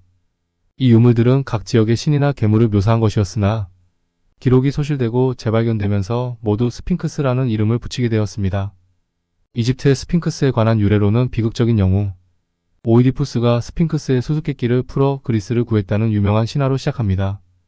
찬란한 문명을 자랑하던 그리스는 당시 이집트에 비해 한참 뒤떨어진 문명이었습니다. 헤로도토스가 쓴 인류 최초의 역사서에는 이를 뒷받침하는 재미있는 기록이 있습니다. 그리스인이 이집트인과 만나 우리는 3대 앞의 조상이 신이다라고 말하자 이집트인들은 나는 20대를 올라가도 인간이다라고 답했습니다. 이 기록은 이집트의 역사가 그만큼 오래되었음을 의미합니다. 당시 이집트 문명은 수백 년에서 수천 년에 걸쳐 그리스를 앞서 있었습니다. 그러나 오늘날 그리스의 역사에 비해 이집트에 대한 기록은 거의 찾아보기 어렵습니다. 이는 영국과 프랑스를 비롯한 유럽의 제국주의에 의해 많은 사료가 훼손된 탓이 크고 지리적인 이유로 이집트의 고대 문명의 연속성이 단절된 까닭도 있습니다. 당시 그리스인들은 이집트의 피라미드와 스핑크스를 보고 무척 놀랐습니다. 우수한 건축 기술을 자랑하던 그리스인들조차도 이 경이로운 건축물을 만드는 것은 불가능한 일이었을 것입니다. 그들 중 일부는 피라미드와 스핑크스에 실제로 들어갔다는 기록을 남기기도 했습니다. 이 기록들은 후대의 고고학에서 중요한 증거로 사용되고 있습니다. 헤로도토스의 역사서에는 그가 직접 관찰한 기원전 500년경의 이집트에 대한 경외감이 넘치는 기록이 있습니다. 그는 피라미드와 스핑크스를 실제로 목격한 뒤 경외감을 느꼈다고 기록했습니다. 흥미로운 것은 그가 남긴 기록에는 지금은 사라지거나 아직 발견되지 않은 거대한 미궁에 대한 내용이 있습니다. 이 미궁은 피라미드나 스핑크스보다도 더욱 압도적인 건축물이었다고 합니다. 피라미드는 당대 최고의 건축 기술을 자랑하던 그리스 건축물들을 합쳐놓은 것보다 훨씬 거대한 크기의 건축물이었습니다. 헤로도토스의 기록에 따르면 미궁은 2층 구조로 되어 있으며 무려 3,000개의 방이 존재했다고 합니다. 그는 이 미궁을 직접 둘러볼 수 있는 영광을 누렸기 때문에 누구보다 정확하고 공정하게 기록을 남길 수 있었습니다. 미궁의 구조는 매우 복잡하고 거대했으며 건물의 끝 지점에는 90m가 넘는 스핑크스와 50m 높이의 피라미드가 서로 연결되어 있었다고 합니다. 헤로도토스의 역사서는 그가 직접 들은 것과 겪은 것을 정확히 구분하기 때문에 이 미궁에 대한 기록은 신빙성이 매우 높습니다. 또한 기원전 1세기경 그리스의 역사가 디오도로스도 이 미궁에 대해 기록하고 있습니다. 심지어 로마의 역사 속에서도 이와 비슷한 유적에 대한 기록이 남아 있습니다. 역사적으로 이 미궁이 존재했다는 것은 틀림없는 사실일 것입니다. 문제는 피라미드와 스핑크스가 연결된 어마어마한 크기의 미궁의 흔적을 현재는 전혀 찾아볼 수 없다는 것입니다. 과연 그 유적은 어디로 사라진 것일까요? 1991년 로버트 쇼크 박사는 지진 탐지를 이용하여 스핑크스 부분을 정밀 조사하였습니다.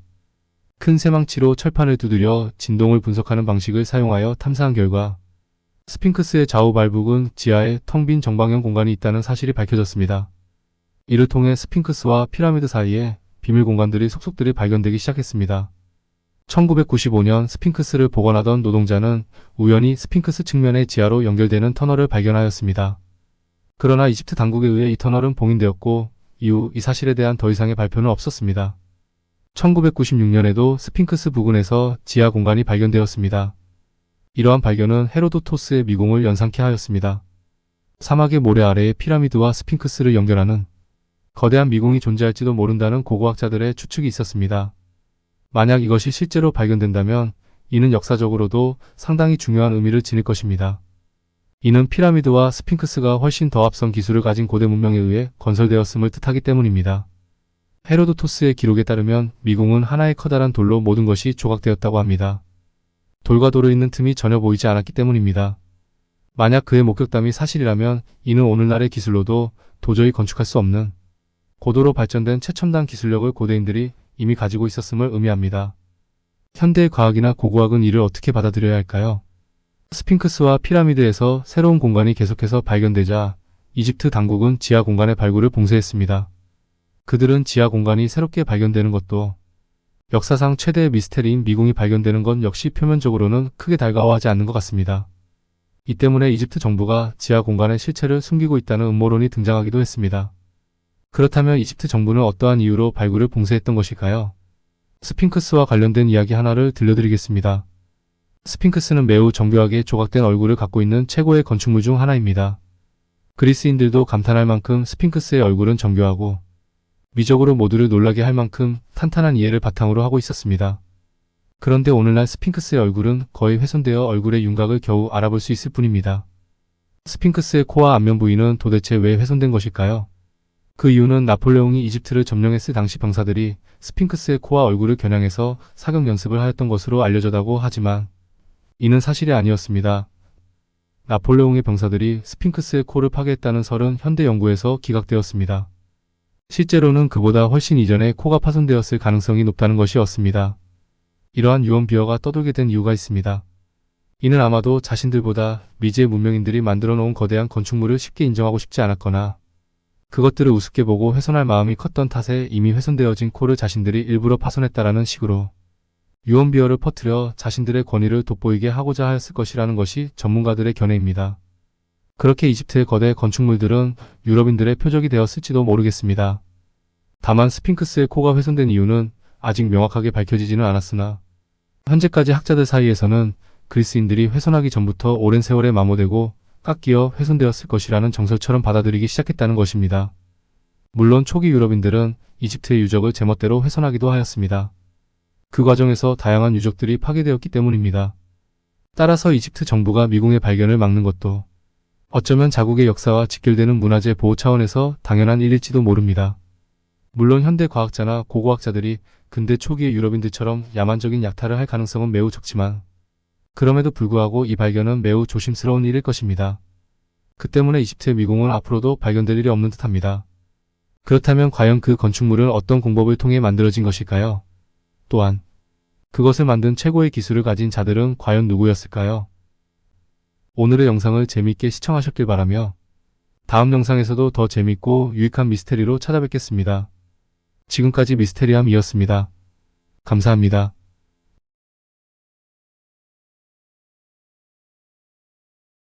세상의 존재에서는 안 될 오파츠 4가지. 안녕하세요. 미스테리함 채널에 오신 것을 진심으로 환영합니다.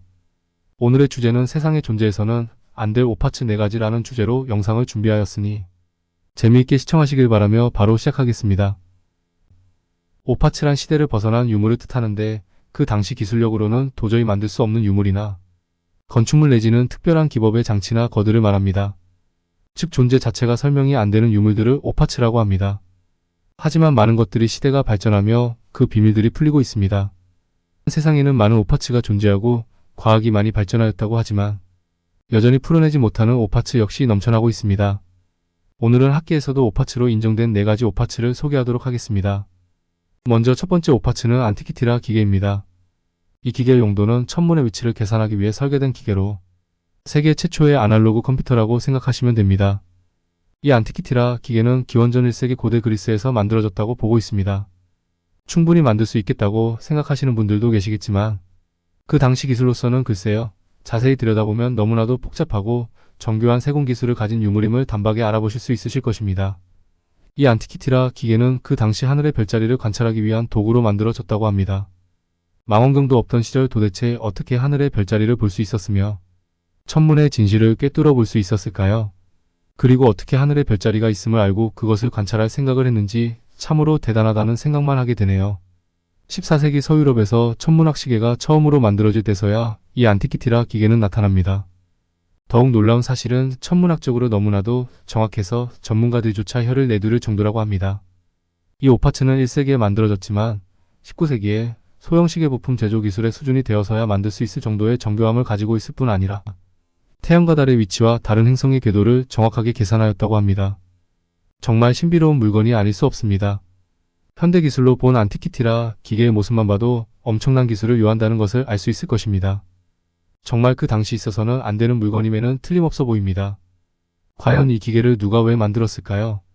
그 당시 이렇게까지 고도로 발전된 천문학 기술이 꼭 필요했을까요? 아니면 진짜 외계인이 실수로 떨어뜨리고 간 것일까요? 그것도 아니면 혹시나 하던 초고대 문명이 진짜로 존재했던 것은 아닐까요? 아직까지도 수많은 오파츠 미스테리 중 단연으뜸이라고 할 만하네요. 두 번째로 다루고자 하는 오파츠는 네브라 하늘 원반이라는 청동으로 만들어진 원반입니다. 이 물건이 오파츠로 인정되는 이유는 간단합니다. 바로 제작 시기가 기원전 1600년경으로 추정되기 때문입니다. 직경 30cm, 무게는 2kg인 이 원반은 녹청이 덮여있고 장식물은 금으로 이루어져 있습니다. 태양 또는 보름달과 초승달 그리고 별들, 특히 플레이아데스를 담고 있다고 알려져 있습니다. 독일 작센안할트주의 네브라에서 발견되었으며 네브라 하늘 원반은 청동기 시대의 우니치체 문화와 관련이 있는데 당시의 세공 양식과 달라도 너무 달라서 이질감이 느껴지는 오파츠로 여겨진다고 합니다. 처음에는 위조일 것이라고 치부하려 하였다고 합니다. 하지만 위조라고 할 수 있는 그 어떤 증거도 찾지 못하여 지금은 진품으로 인정받고 있으며 전 세계에서 가장 오래된 천문 관측 도구로 2013년 6월에 유네스코 세계유산으로 등재되었습니다. 청동기 시대에 어떻게 천문에 관련한 유물이 존재할 수 있었을까요? 그저 신비롭고 대단하다고 밖에는 달리 할 말이 없습니다. 세 번째로 다룰 오파츠는 파이스토스 원반이라는 유물입니다. 이 유물은 점토를 불에 구워 만들어졌으며 원반 안에 각인된 상자들은 어떠한 도구로 새긴 것이 아닌 상을 새겨진 작은 도장을 일일이 만들어 젖은 점토에 찍어 누른 후 불로 구워 만들어진 원반입니다. 이는 현재 학계에서 인정하는 활자 인쇄의 개념과 정확히 일치하고 있으며 우리가 알고 있는 10세기에서 11세기의 최초의 활자, 인쇄물보다 2000년에서 3000년이나 앞서 만들어진 최초의 인쇄물이라고 볼 수 있습니다. 이 유물이 오파츠로 인정되는 가장 큰 이유는 이 유물이 발견되었던 장소와 그 시대의 어떠한 유물에도 이 같은 활자 인쇄 관련 유물이 존재하지 않기 때문입니다.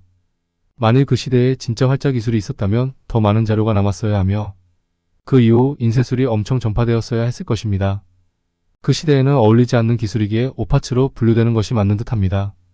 또한 파이스토스 원반에 새겨진 상형 문자는 아직도 해독이 안 되고 있다고 하네요. 많은 고고학자들이 암호 해독을 시도하며 연구했지만 아직도 해독을 위해 연구는 계속되고 있다고 합니다. 과연 이 상형 문자들이 해독되면 우리가 그토록 궁금해하던 초고대 문명에 대한 답이 나오지 않을까요? 마지막으로 네 번째 오파츠입니다. 일명 바그다드 전지로 알려진 오파츠입니다.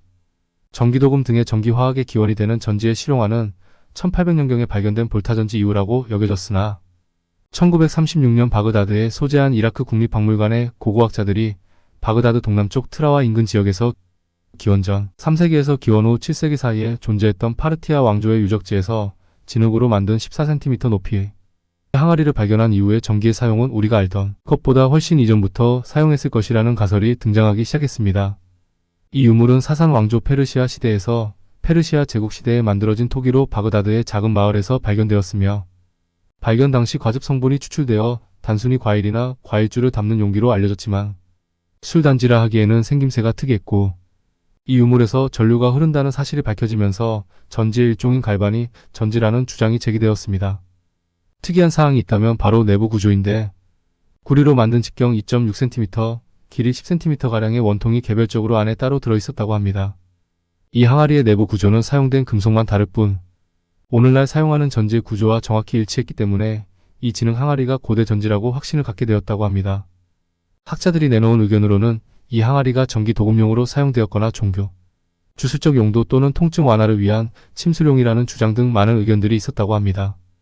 구리 실린더가 역청으로 밀봉되어 있다는 사실은 분명 그 안에 어떤 액체를 담아놓고 새지 않도록 한 것을 의미하며 철심이 공기 중에서 산화된 것이 아니라 산에 의해 부식된 것과 같은 상태로 발견되었던 것은 그것이 어떤 종류의 산에 담겨져 있었음을 알 수 있다고 합니다.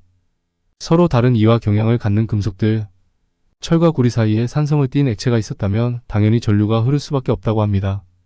실제로 항아리 내부에서 전지와 같은 화학 반응이 있었던 것은 사실이라고 하니 이미 전기를 사용했다고 밖에 달리 이해할 방법이 없네요. 과학계에서 오파츠는 큰 논란의 대상입니다.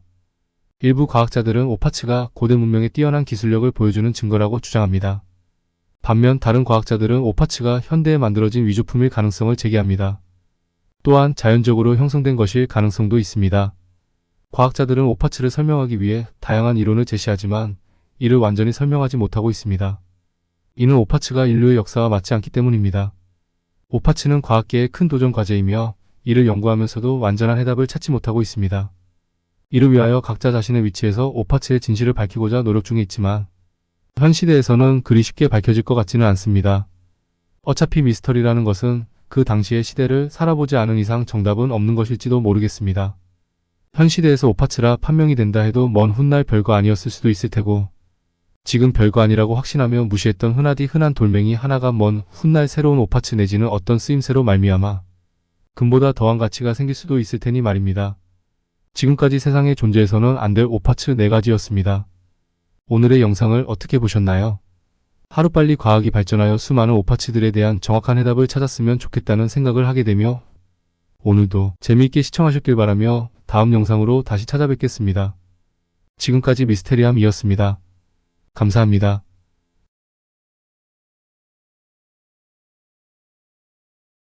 기다노 대승정의 일본과 한국에 관한 충격 예언. 안녕하세요. 미스테리함 채널에 오신 것을 진심으로 환영합니다. 오늘의 영상은 기다노 대승정의 일본과 한국에 관한 충격 예언이라는 주제로 영상을 준비하였으니 재밌고 유익한 시간 되시길 바라며 바로 시작하겠습니다. 일본의 승려 기다노 대승정은 외계인과의 대화, 내용을 담은 우주인과의 대화라는 책을 펴낸 바 있습니다. 그는 외계인으로부터 뜻하지 않게 예언 아닌 예언을 받게 되었습니다. 이번 편은 일본의 기다노 대승정이 우주인을 만나 앞으로 있을 지축 변화로 겪게 되는 대화란을 소개하겠습니다. 많은 곳에 일본의 기다노 대승정에 관한 글이 있었지만 자료가 충분하지 못해 영상을 만드는데 부족한 점 이해 바라며 시작하겠습니다. 일본 불교계의 대승정 위치에 있는 기다노 대승정은 진원종 본각사에 있었습니다.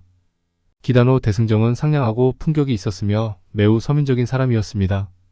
본업이 주재였지만 유치원을 경영한 적도 있었습니다. 그가 히로시마 현해 선통사라는 절에서 지내고 있었을 때의 일이다. 1975년 7월 22일 낮에 글쓰기 작업에 몰두했던지라 자정 무렵에는 잠에 골아 떨어진 때였습니다. 그렇게 깊은 잠을 자고 있는데 갑자기 어디선가 낯선 목소리가 들려왔습니다. 친구여, 친구여, 일어나세요. 지금 커튼을 여세요. 라는 부드러운 소리가 들려왔고 그 소리에 놀라 잠을 깨고는 목소리를 따라 일어나 창문에 가려져 있던 커튼을 열었습니다. 목소리의 방향으로 고개를 돌리자 생전 처음 보는 기이한 상을 목격하게 되었습니다. 그날은 보름달이 환하게 비추고 있던 밤이었는데 동쪽의 어두운 하늘 쪽에 처음 보는 낯선 원반 하나가 빛을 내며 하늘을 가로질러 산에 착륙했습니다. 원반의 문이 열리더니 온몸에서 빛을 내는 4명에서 5명 정도의 무리가 그곳에서 내리는 것이었습니다. 겉모습은 지구인과 크게 차이는 없었지만 원반과의 거리가 100m 정도였음에도 그들의 음성이 또렷하게 들려왔습니다. 그들은 다행히 언어를 연구했다는 듯이 유창한 일본어를 구사했습니다. 그 음성의 선명도가 워낙 선명하게 들려와 마치 앞에서 대화하듯 잘 들렸다고 합니다. 그들의 음성을 하나도 놓치지 않으려 집중하여 듣게 되었는데 그 이야기들은 하나같이 놀라운 이야기들이었습니다. 듣는 내내 두려움이 밀려왔습니다. 자신들은 신도 아니고 부처도 아니고 지구에서 말하는 우주인이라 인자한 음성으로 자기들을 소개한 후 하늘에 있는 천체와 지구에 관한 이야기를 이해하기 쉽게 또 자세하게 설명해 주었다고 합니다. 이 방대한 우주에는 우리들만 존재하는 것이 아닙니다. 다른 천체에도 각각의 모습으로 수많은 우주인들이 살고 있습니다. 생활의식, 사고방식, 기후, 그리고 정밀도 등이 제각기 다르며 문명의 차이가 있을 뿐입니다. 그리고 우리 우주인이 살고 있는 행성은 친구가 살고 있는 지구 행성보다 문명이 월등히 발달하였습니다. 대단히 살기 좋은 낙원이요 큰 이상 세계를 이루고 있습니다. 아마도 지구에서는 천국 내지는 낙원이라고 표현하기도 합니다. 하지만 제가 이렇게 말한다고 친구는 조금도 실망하거나 부러워할 것이 없습니다. 지구도 우리가 살고 있는 행성과 동등하게 된다는 사실을 알고 있고 또 그렇게 되리라 확신합니다. 그러나 그렇게 되기까지는 장차 일대 환란을 겪어야 할 것입니다. 환란 후에 펼쳐질 새 땅에는 우리 우주인이 일시에 구로 이주하여 무궁한 조화로운 세계를 이룰 것입니다. 그야말로 진선미의 극치를 이룬 지상 낙원이자 진정한 천국이지요. 조만간 지구에는 큰 변동이 있을 터인데 지각이 신축으로 일어나는 현상으로서 해저였던 곳이 해면으로 돌출하도록 될 것입니다. 그러나 확신에 찬 듯 말해주었습니다. 이 예언에서 구체적으로 일본이 적시되어 있지 않지만 섬이 물속으로 침몰되어 없어진다는 내용을 통해 어렴풋이 일본 침몰을 암시하고 있다고 해석해 볼 수 있습니다. 그 뒤 이어지는 충격적인 메시지를 보면 그 가능성은 더욱 쉽게 다가옵니다. 그럼 이제부터는 일본을 비롯한 한반도에 대한 예언을 알아보도록 하겠습니다. 이렇게 지구 지축의 변화로 환란이 찾아온다고 해도 사람이 다 죽는 것은 아니고 그 환란 가운데서도 살아남는 자들은 반드시 살아남게 될 것입니다. 일본의 경우는 현재 인구수가 1억 2,300만 명인데 이 가운데에서 약 20만 명 정도 살아남을 것이라고 말해주었기 때문에 일본 침몰은 반드시 일어난다는 것을 알게 되었습니다. 만약 예언이 사실이라면 1억이 넘는 일본 인구 가운데 20만 명, 즉 700명의 한 사람밖에 못 산다는 이야기니 백조의 손이라는 말 그대로 수백 명의 조상 가운데 한 사람의 손만이 겨우 살아나는 상황이 전개된다는 것입니다. 또 그 우주인은 세계대변에 대해 말하기를 지축이 흔들리면서 지구 전체적으로 지각 변동이 생기는데 그들은 이것을 제1의 변동이라고 말씀하셨습니다.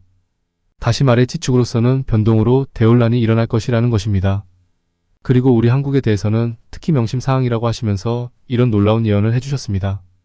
일본의 우방인 한국은 지구상의 전체 나라 중 종주국이 될 것이며 절대적인 핵심 국가가 될 것이고 그곳에서 성형군자가 부지기수 출세하여 사회 만방을 이끌 것입니다. 대한민국은 가장 영광스럽게 행운과 복락을 누리게 될 것이며 세계에서 가장 많은 숫자인 약 425만 명이 구원받는 나라가 될 것이라고 말씀하셨습니다. 현재 우리나라 인구수는 5,100만 명 정도라고 합니다. 그렇다면 425만 명이 살아남으려면 대략적으로 12명 중에 1명꼴로 살게 된다는 것입니다. 그러면서 지구를 파멸시키는 것은 오로지 인간뿐이라고 하셨습니다. 장차 인구수가 폭발적으로 늘어나게 되며 지구의 많은 이들이 나쁜 생각을 하게 될 것이며 그로 인해 지구는 더 빨리 파멸될 것이라고 하셨습니다.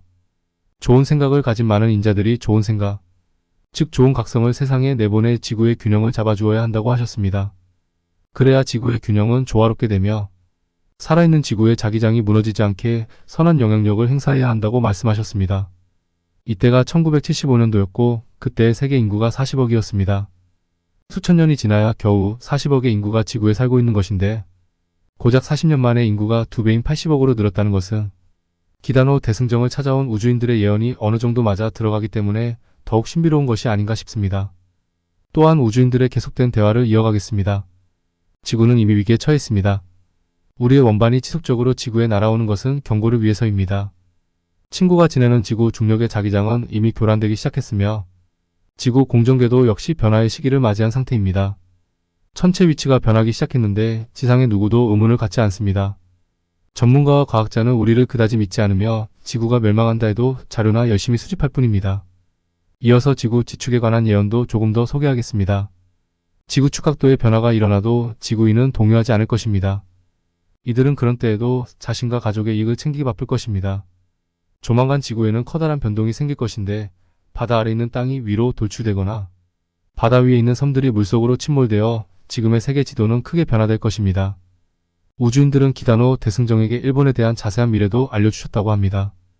이런 과정을 거치고 일본열도 외측 지진대가 크게 확장됩니다. 시코쿠 규슈를 지나 야마구치현에서 동쪽까지 이르는데 서쪽은 올라가며 동쪽은 침몰할 것입니다. 한편 외계인의 모습으로 나타나서 미래에 관한 메시지를 전해준 신인은 다음과 같은 내용도 함께 남기고 떠나셨다고 합니다. 불어난 장래에 친구가 살고 있는 지구가 상화될 것이니 그때 다시 만나자. 친구야 안녕. 최근에 밝혀진 사실이나 뉴스로는 일본의 기단호 대승정의 예언과 관련된 새로운 연구가 진행되고 있습니다. 최근 연구에 따르면 지구의 지각변동과 관련된 예언이 과학적으로도 일부 타당성을 가질 수 있다는 주장이 제기되었습니다. 특히 지구의 자기장이 약해지고 있는 현상과 관련하여 지구의 극이동 가능성이 높아지고 있다는 연구 결과가 발표되었습니다. 이러한 연구는 기단호 대승정의 예언이 단순한 신화나 전설이 아니라 실제 과학적 근거를 가질 수 있음을 시사하고 있습니다. 이와 같은 연구 결과는 기단호 대승정의 예언에 대한 관심을 더욱 높이고 있으며 앞으로도 관련 연구가 계속될 것으로 보입니다. 오늘의 영상을 어떻게 보셨는지요? 좀 더 다양하고 재미있는 또 다른 영상을 준비하기 위한 좋아요, 구독 부탁드리며 지금까지 미스테리함이었습니다. 감사합니다.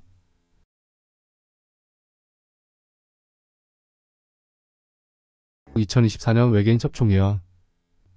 안녕하세요. 미스테리함 채널에 오신 것을 진심으로 환영합니다. 오늘은 많은 분들이 궁금해하시는 주제, 바로 외계인과의 접촉에 대해 이야기해보려고 합니다.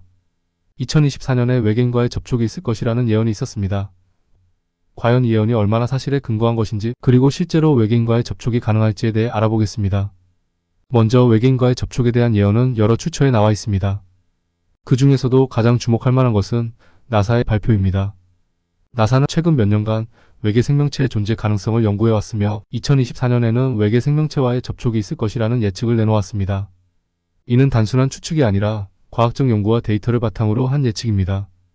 나사는 2024년에 외계 생명체와의 접촉이 있을 가능성을 제기하면서 그 근거로 몇 가지 중요한 발견을 제시하였습니다. 첫째, 나사는 최근 몇 년간 여러 행성에서 생명체가 존재할 수 있는 조건을 발견하였습니다. 예를 들어 화성에서는 물의 흔적이 발견되었고 유로파와 같은 목성의 위성에서는 얼음 아래에 거대한 바다가 존재할 가능성이 제기되었습니다. 이러한 발견들은 외계 생명체가 존재할 수 있는 환경이 우리 태양계 내에도 존재할 수 있음을 시사합니다. 둘째, 나사는 외계로부터 신호를 받을 가능성에 대해 연구하고 있습니다. 세티 프로그램을 통해 외계로부터 오는 전파 신호를 분석하고 있으며 최근 몇 년간 몇 가지 흥미로운 신호를 포착하였습니다. 이러한 신호들은 단순한 우주 잡음이 아니라 지적 생명체가 보낸 신호일 가능성이 있습니다. 2024년에는 이러한 신호를 더 명확하게 분석하고 외계 생명체와의 접촉을 시도할 계획입니다. 셋째, 나사는 외계 생명체와의 접촉을 위해 다양한 기술을 개발하고 있습니다. 예를 들어 외계 생명체와의 의사소통을 위해 새로운 전파 기술을 개발하고 있으며 외계 생명체가 존재할 가능성이 높은 행성에 탐사선을 보내는 계획도 진행 중입니다. 이러한 기술들은 외계 생명체와의 접촉을 가능하게 할 중요한 요소입니다. 이외에도 나사는 외계 생명체의 존재 가능성을 연구하고 있으며 여러 흥미로운 발견을 하고 있습니다. 예를 들어 나사의 제임스 웹 우주망 원경은 먼 행성에서 생명체가 존재할 가능성을 시사하는 증거를 발견했습니다. 2023년 9월 제임스 웹 우주망 원경은 K2-18b라는 행성에서 황화디메틸DMS이라는 물질을 감지했는데 이 물질은 지구에서는 생명체만이 만들어낼 수 있는 물질입니다. 이러한 발견은 외계 생명체의 존재 가능성을 높이는 중요한 단서로 여겨집니다. 또한 나사는 UFO 미확인 비행 물체와 관련된 연구도 진행하고 있습니다. 2023년 6월 나사는 미확인 비행 현상에 대한 첫 공개 회의를 열었으며 약 800건의 신고가 접수되었습니다. 이러한 연구는 외계 생명체의 존재 가능성을 탐구하는 중요한 단계입니다. 이외에도 나사는 외계 생명체와의 의사소통을 위해 다양한 시도를 하고 있으며 세티 프로그램을 통해 외계로부터 오는 전파 신호를 분석하고 있습니다. 이러한 신호들은 외계 생명체와의 접촉 가능성을 높이는 중요한 단서입니다. 이와 같이 나사는 외계 생명체의 존재 가능성을 연구하고 있으며 다양한 흥미로운 발견을 하고 있지만 2024년에 외계 생명체와의 접촉이 있을 것이라는 예측을 공식적으로 발표한 적은 없습니다. 그렇다면 외계인과의 접촉이 실제로 이루어진다면 어떤 일이 벌어질까요? 이는 매우 흥미로운 질문입니다. 외계인과의 접촉이 이루어진다면 이는 인류 역사상 가장 큰 사건 중 하나가 될 것입니다. 외계 생명체의 존재가 확인되면 우리는 그들과의 의사소통을 통해 많은 것을 배울 수 있을 것입니다. 예를 들어 그들의 과학기술, 문화, 역사 등에 대해 알게 될 것입니다. 이는 인류의 지식과 이해를 크게 확장시킬 것입니다. 또한 외계인과의 접촉은 인류의 미래에 큰 영향을 미칠 것입니다. 외계 생명체와의 교류를 통해 우리는 새로운 기술을 얻고 이를 통해 우리의 삶을 더욱 풍요롭게 만들 수 있을 것입니다. 예를 들어 외계 생명체가 사용하는 에너지 기술을 배워서 우리의 에너지 문제를 해결할 수 있을 것입니다. 또한 외계 생명체와의 교류를 통해 우리는 우주 탐사에 대한 새로운 영감을 얻고 더 먼 우주로 나아갈 수 있는 기회를 얻을 수 있을 것입니다. 하지만 외계인과의 접촉에는 위험도 따릅니다. 외계 생명체가 우리와 척대적인 관계를 가질 가능성도 배제할 수 없습니다. 따라서 외계 생명체와의 접촉을 준비하는 과정에서 우리는 신중하게 접근해야 합니다. 외계 생명체와의 접촉이 이루어질 경우 이를 어떻게 관리하고 대응할 것인지에 대한 철저한 계획이 필요합니다. 세계적인 물리학 박사였던 스티븐 호킹 박사는 외계인과의 접촉에 대해 여러 차례 경고한 바 있습니다. 그의 경고는 주로 외계 생명체가 인류에게 잠재적인 위협이 될 수 있다는 내용입니다. 다음은 호킹 박사의 경고에 대한 자세한 설명입니다. 외계인 접촉의 위험성 경고. 스티븐 호킹 박사는 2010년 디스커버리 채널의 다큐멘터리 스티븐 호킹의 우주에서 외계 생명체와의 접촉이 위험할 수 있다고 경고했습니다. 그는 외계 생명체가 존재할 가능성이 높다고 믿었지만 그들과의 접촉을 시도하는 것은 매우 신중해야 한다고 주장했습니다. 호킹 박사는 외계 생명체가 지구를 침략하거나 식민지화할 수 있는 가능성을 제기했습니다. 그는 16세기 유럽인들이 아메리카 대륙을 발견하고 원주민들에게 가한 행위를 예로 들며 외계 생명체가 지구를 방문할 경우 비슷한 일이 발생할 수 있다고 경고했습니다. 호킹 박사는 진화된 외계 생명체는 새로운 행성을 정복하고 식민지로 만드는 유목민과 같을 것이라고 말했습니다. 외계 생명체의 존재 가능성. 호킹 박사는 우주에 약 1000억 개의 은하가 있고 각 은하에는 수억 개의 별이 있기 때문에 지구 외에도 생명체가 존재할 가능성이 높다고 주장했습니다. 그는 외계 생명체가 미생물 형태일 수도 있지만 일부는 매우 진화된 지적 생명체일 수 있다고 보았습니다. 외계 생명체와의 접촉 시도에 대한 우려. 호킹 박사는 외계 생명체와의 접촉 시도가 인류에게 큰 위험을 초래할 수 있다고 경고했습니다. 그는 외계 생명체가 자원이 고갈된 행성에서 새로운 자원을 찾기 위해 지구를 침략할 수 있다고 우려했습니다. 또한 외계 생명체가 지구를 식민지화하려는 시도를 할 경우 인류는 이에 대비해야 한다고 강조했습니다. 과학계의 반응. 호킹 박사의 경고에 대해 일부 과학자들은 지나친 우려라고 반박하기도 했습니다. 그들은 지구가 이미 오랜 시간 동안 라디오와 TV 전파를 우주로 송출해왔기 때문에 만약 고도로 발달한 외계 문명이 존재한다면 이미 지구의 존재를 알고 있을 것이라고 주장했습니다. 또한 그러한 문명이 지구를 침략할 이유가 없을 것이라는 의견도 있습니다. 이와 같이 스티븐 호킹 박사는 외계 생명체와의 접촉이 인류에게 큰 위험을 초래할 수 있다고 경고했으며, 이러한 경고는 외계 생명체의 존재 가능성과 그들과의 접촉, 시도에 대한 신중한 접근을 촉구하는 중요한 메시지로 여겨집니다. 마지막으로 외계인과의 접촉에 대한 예언은 단순한 공상 과학 소설의 이야기가 아닙니다. 이는 과학적 연구와 데이터를 바탕으로 한 예측이며 실제로 이루어질 가능성이 있습니다. 2024년에는 외계 생명체와의 접촉이 이루어질 가능성이 높아지고 있으며 이는 인류에게 큰 변화를 가져올 것입니다. 여기에서 외계인과의 조우를 예언했던 예언가들에 대하여 짧게 소개해드리겠습니다. 외계인과의 조우를 예언한 몇몇 유명한 예언가들을 연대별로 정리해보았습니다. 1. 노스트라다무스. 노스트라다무스는 그의 예언서에서 외계인과의 조우를 암시하는 여러 구절을 남겼습니다. 그는 하늘에서 내려오는 불과 같은 표현을 사용하여 외계인의 방문을 예언했다고 해석되기도 합니다. 2. 바바 방가. 바바 방가는 2221년에 외계 생명체와의 끔찍한 조우를 예언했습니다. 그녀는 인류가 외계 생명체를 탐사하는 과정에서 끔찍한 것들과 접촉할 것이라고 예언했습니다. 3. 에드가 케이시. 에드가 케이시는 그의 예언 중 일부에서 외계 생명체와의 접촉을 언급했습니다. 그는 미래 인류가 외계 문명과 교류하게 될 것이라고 예언했습니다. 4. 진 딕슨. 진 딕슨은 1960년대에 외계인과의 접촉을 예언했습니다. 그녀는 외계인이 지구를 방문하여 인류에게 중요한 메시지를 전달할 것이라고 주장했습니다. 5. 데이비드 아이크. 데이비드 아이크는 현대 예언가로 외계인과의 접촉에 대한 다양한 이론을 제시하고 있습니다. 그는 외계인이 이미 지구에 와 있으며 인류의 역사에 깊이 관여하고 있다고 주장합니다. 이 예언가들은 각기 다른 시대와 배경에서 활동했지만 모두 외계인과의 조우에 대한 예언을 남겼습니다. 이들의 예언이 실제로 실현될지는 시간이 지나야 알 수 있을 것입니다. 여기에서 외계인과의 접촉에 대한 예언과 관련된 실질적인 증거와 사건들을 다양하게 소개해드리겠습니다. 1. 나사의 UFO 연구팀. 나사는 최근 몇 년간 UFO 미확인 비행 물체와 관련된 연구를 활발히 진행하고 있습니다. 2023년 6월 나사는 미확인 비행 현상에 대한 첫 공개 회의를 열었습니다. 이 회의에서는 약 800건의 신고가 접수되었으며 그중 일부는 여전히 미스터리로 남아 있습니다. 이러한 연구는 외계 생명체의 존재 가능성을 탐구하는 중요한 단계입니다. 2. 미 국방부의 UFO 보고서. 미 국방부는 2021년 UFO 관측 결과를 조사한 보고서를 공개했습니다. 이 보고서에서는 2004년 이후 군 조종사들이 목격한 144건의 이상 현상 중 1건이 여전히 미스터리로 남아있다고 밝혔습니다. 이는 외계 생명체의 존재 가능성을 배제하지 않는 중요한 증거로 여겨집니다. 3. 세티 프로그램. 세티 프로그램은 외계로부터 오는 전파 신호를 분석하는 프로젝트입니다. 최근 몇 년간 몇 가지 흥미로운 신호가 포착되었으며 이는 지적 생명체가 보낸 신호일 가능성이 있습니다. 이러한 신호들은 외계 생명체와의 접촉 가능성을 높이는 중요한 단서입니다. 4. 외계 생명체의 존재 가능성. 나사의 과학자 실바노 피콜롬바노 교수는 외계인은 이미 지구를 방문했을 수 있다는 내용의 연구 논문을 발표했습니다. 이 논문은 외계 생명체가 이미 지구를 방문했을 가능성을 인정하고 UFO에 대한 다양한 가능성을 열어두고 연구해야 한다고 주장합니다. 5. 외계 생명체와의 의사소통 시도. 과학자들은 외계 생명체와의 의사소통을 위해 다양한 시도를 하고 있습니다. 예를 들어 1974년 푸에르토리코 아레시보 전파망 원경을 사용해 인간의 형체, DNA 구조 등의 정보를 담은 메시지를 우주로 보냈습니다.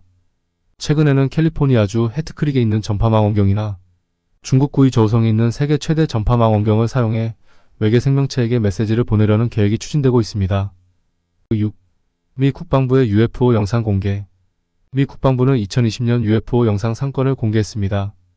이 영상들은 군용기가 촬영한 것으로 하늘을 가로지르는 미확인 물체들이 포착되었습니다. 이러한 영상들은 외계 생명체의 존재 가능성을 시사하는 중요한 증거로 여겨집니다. 7. 외계 생명체와의 접촉 준비. 나사는 외계 생명체와의 접촉을 위해 다양한 기술을 개발하고 있습니다. 새로운 전파 기술을 개발하고 외계 생명체가 존재할 가능성이 높은 행성에 탐사선을 보내는 계획도 진행 중입니다. 이러한 기술들은 외계 생명체와의 접촉을 가능하게 할 중요한 요소입니다. 8. 외계 생명체와의 접촉에 대한 논란.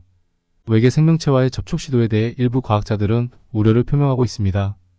예를 들어 스티븐 호킹 박사는 발달한 외계인들은 그들이 갈 수 있는 모든 행성을 정복하고 식민지화하려고 할 것이라고 경고했습니다. 이러한 우려는 외계 생명체와의 접촉이 인류에게 해가 될 수 있다는 가능성을 제기합니다. 이와 같이 외계인과의 접촉에 대한 예언과 관련된 다양한 증거와 사건들이 존재합니다. 이러한 연구와 시도들은 외계 생명체의 존재 가능성을 탐구하는 중요한 단계이며 앞으로도 많은 관심과 연구가 필요합니다. 오늘은 2024년에 외계인과의 접촉이 있을 것이라는 예언에 대해 알아보았는데 어떻게 보셨나요? 이 예언이 실제로 이루어질지, 그리고 외계 생명체와의 접촉이 인류에게 어떤 영향을 미칠지에 대해 많은 기대와 궁금증이 생기는데요. 앞으로도 계속해서 이 주제에 대해 관심을 가지고 지켜봐 주시기 바랍니다. 지금까지 미스테리함이었습니다. 감사합니다.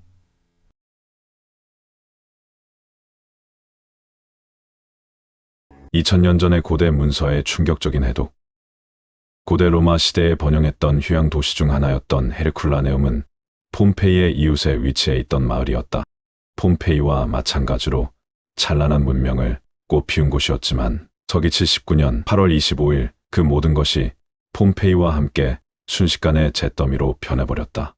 베수비오 화산 폭발로 이른 아침에 뜨거운 폭발 부속물에 의해 그 어떤 경고도 없이 삽시간에 헤르쿨라네움 전체가 화산재에 묻히게 된다. 그날 그렇게 찬란했던 휴양 도시인 헤르쿨라네움은 역사 속으로 흔적도 없이 사라졌다. 폼페이도 그랬겠지만 헤르쿨라네움 역시 고작 4분이란 짧은 시간으로 역사에서 사라지게 되었을 것이란 것이 역사가들의 한결같은 주장이다. 그렇게 역사 속에 꽁꽁 숨겨져 있던 헤르쿨라네움은 2000년이 지난 1711년 어느 날 우연히 발견되며 다시 등장한다. 헤르쿨라네움의 유적은 탐사 초기는 극장 지역에서 이루어졌는데 초기 발견된 것 중에는 실물 크기보다 큰 루이우슴 마마우슴 막시무스의 청동상이었다. 이 청동상을 제작한 것은 그가 자유민, 즉 노예에서 해방되어 자유가 주어졌을 때 이를 기념하기 위해 만들었을 것으로 추측하고 있다. 그렇게 조금씩 헤르쿨라네움에 꽁꽁 숨겨져 있던 역사가 하나 둘씩 모습을 드러내게 되었고 우연하게 한 저택에서 우물을 파고 있을 때 무려 1800여 개에 달하는 고대 파피루스 두루마리들이 한꺼번에 발견된 것이다. 당시 훼손이 우려돼 봉인되었던 파피루스들은 최근에 이르러 첨단 3D 스캔 기술과 AI 학습을 활용해 펼치지 않고도 글자를 읽을 수 있게 되었다. 그 속에는 매우 은밀한 내용이 담겨 있었다고 하는데 과연 파피루스에는 어떤 내용이 담겨 있었을까? 찬란한 문명을 꽃피웠던 고대 로마 폼페이는 가장 번성한 도시 중 하나였다. 그러나 서기 79년 베수비오 화산이 분화하면서 그 모든 것이 순식간에 모두 잿더미로 변해버리고 만다. 그것이 우리가 역사에서 배웠던 폼페이 최후의 날이었다. 그런데 많이 알려지지 않은 사실이 있다. 화산 폭발로 인해 사라진 도시는 폼페이뿐만이 아니었다는 것이다. 베수비오 화산이 위치한 곳은 이탈리아 남부 나폴리만이다. 나폴리만은 지금도 그렇지만 고대에도 휴양 도시들이 밀집해 있던 곳이다. 폼페이가 가장 유명한 휴양 도시였기에 다들 폼페이만 기억할 테지만 헤르쿨라네움 역시 폼페이와 견줄 만한 휴양 도시 중 하나였던 것이다. 그러나 그 중에서도 안타깝게도 화산에 가장 가까웠던 도시였던 헤르쿨라네움은 히로시마 원자폭탄 그 위력의 화산 폭발이 헤르클라네움에 당도하기까지는 4분도 채 걸리지 않았을 것으로 여겨져 말 그대로 쑥대밭이 되었다고 한다. 그날 헤르쿨라네움은 폼페이와 함께 역사 속으로 사라졌다. 그렇게 약 2000년이 지나도록 잊혀진 도시 헤르쿨라네움은 어느 날 다시 모습을 드러내게 된다.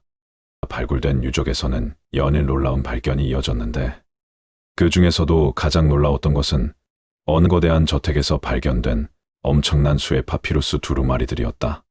그 수는 무려 1800여 개에 달했다고 한다. 이는 역사상으로 엄청난 가치를 지녔을 뿐 아니라 과거에는 어떤 형태이든 도서가 매우 비쌌기 때문에 이처럼 엄청난 양을 개인이 소유하기란 거의 불가능에 가까웠을 것이다. 엄청난 재력가 혹은 국가적 차원이 아니면 장소를 수집하는 것은 매우 어려운 일이었을 것이기 때문이다. 게다가 파피루스는 식물의 줄기로 만들었기 때문에 그 내구성이 매우 떨어진다. 다시 말해 대부분의 고대 문서들은 중세로 넘어가는 시기에 대부분 소실된다. 그런데 헤르쿨라네움, 파피루스 두루마리는 도시 전체가 순식간에 화산재에 묻혀버렸기 때문에 아이러니하게도 지금까지 보존될 수 있었던 것이다. 하지만 고운에 의해 장작처럼 타버린 파피루스를 펼치는 것은 쉬운 일이 아니다. 학자들은 온갖 방법을 동원해 파피루스를 열어보려고 했었지만 그 어떠한 방법도 파피루스의 훼손을 막을 수 없었을 것이다. 학자들은 결국 언젠가 먼 미래에 기술이 발전하기를 믿고 남은 파피루스들을 봉인하기로 결정한다. 그렇게 시간은 흘러 2015년 미국 켄터키 대학 블렌트 실즈 교수 연구팀은 CT를 이용한 3D 스캔 기술로 두루마리를 펼치지 않고도 내부의 잉크를 읽을 수 있는 기술을 개발한다.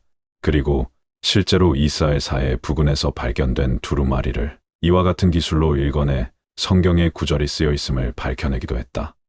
하지만 헤르쿨라네움 파피루스의 경우 잉크의 성분이 탄소 기반이었기 때문에 탄화되어 버린 파피루스와 혼동되어 글자를 제대로 인식할 수 없었다. 이에 고심을 거듭하던 실즈 교수 연구팀은 2019년 다시 한번 솔루션을 찾아낸다. 잉크가 파피루스에 묻을 때 분명히 발생했을 그 미세한 변화를 찾아보기로 한 것이다.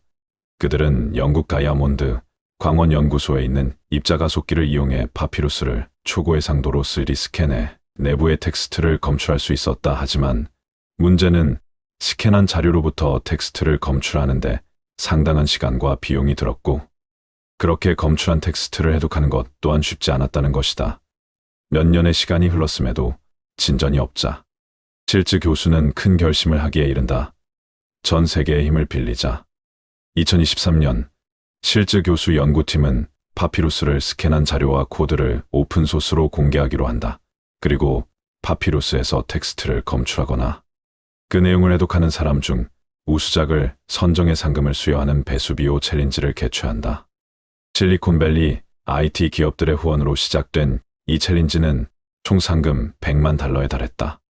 챌린지가 시작한 지 반년이 지난 2023년 10월 드디어 파피루스를 처음으로 해독한 팀이 등장한다.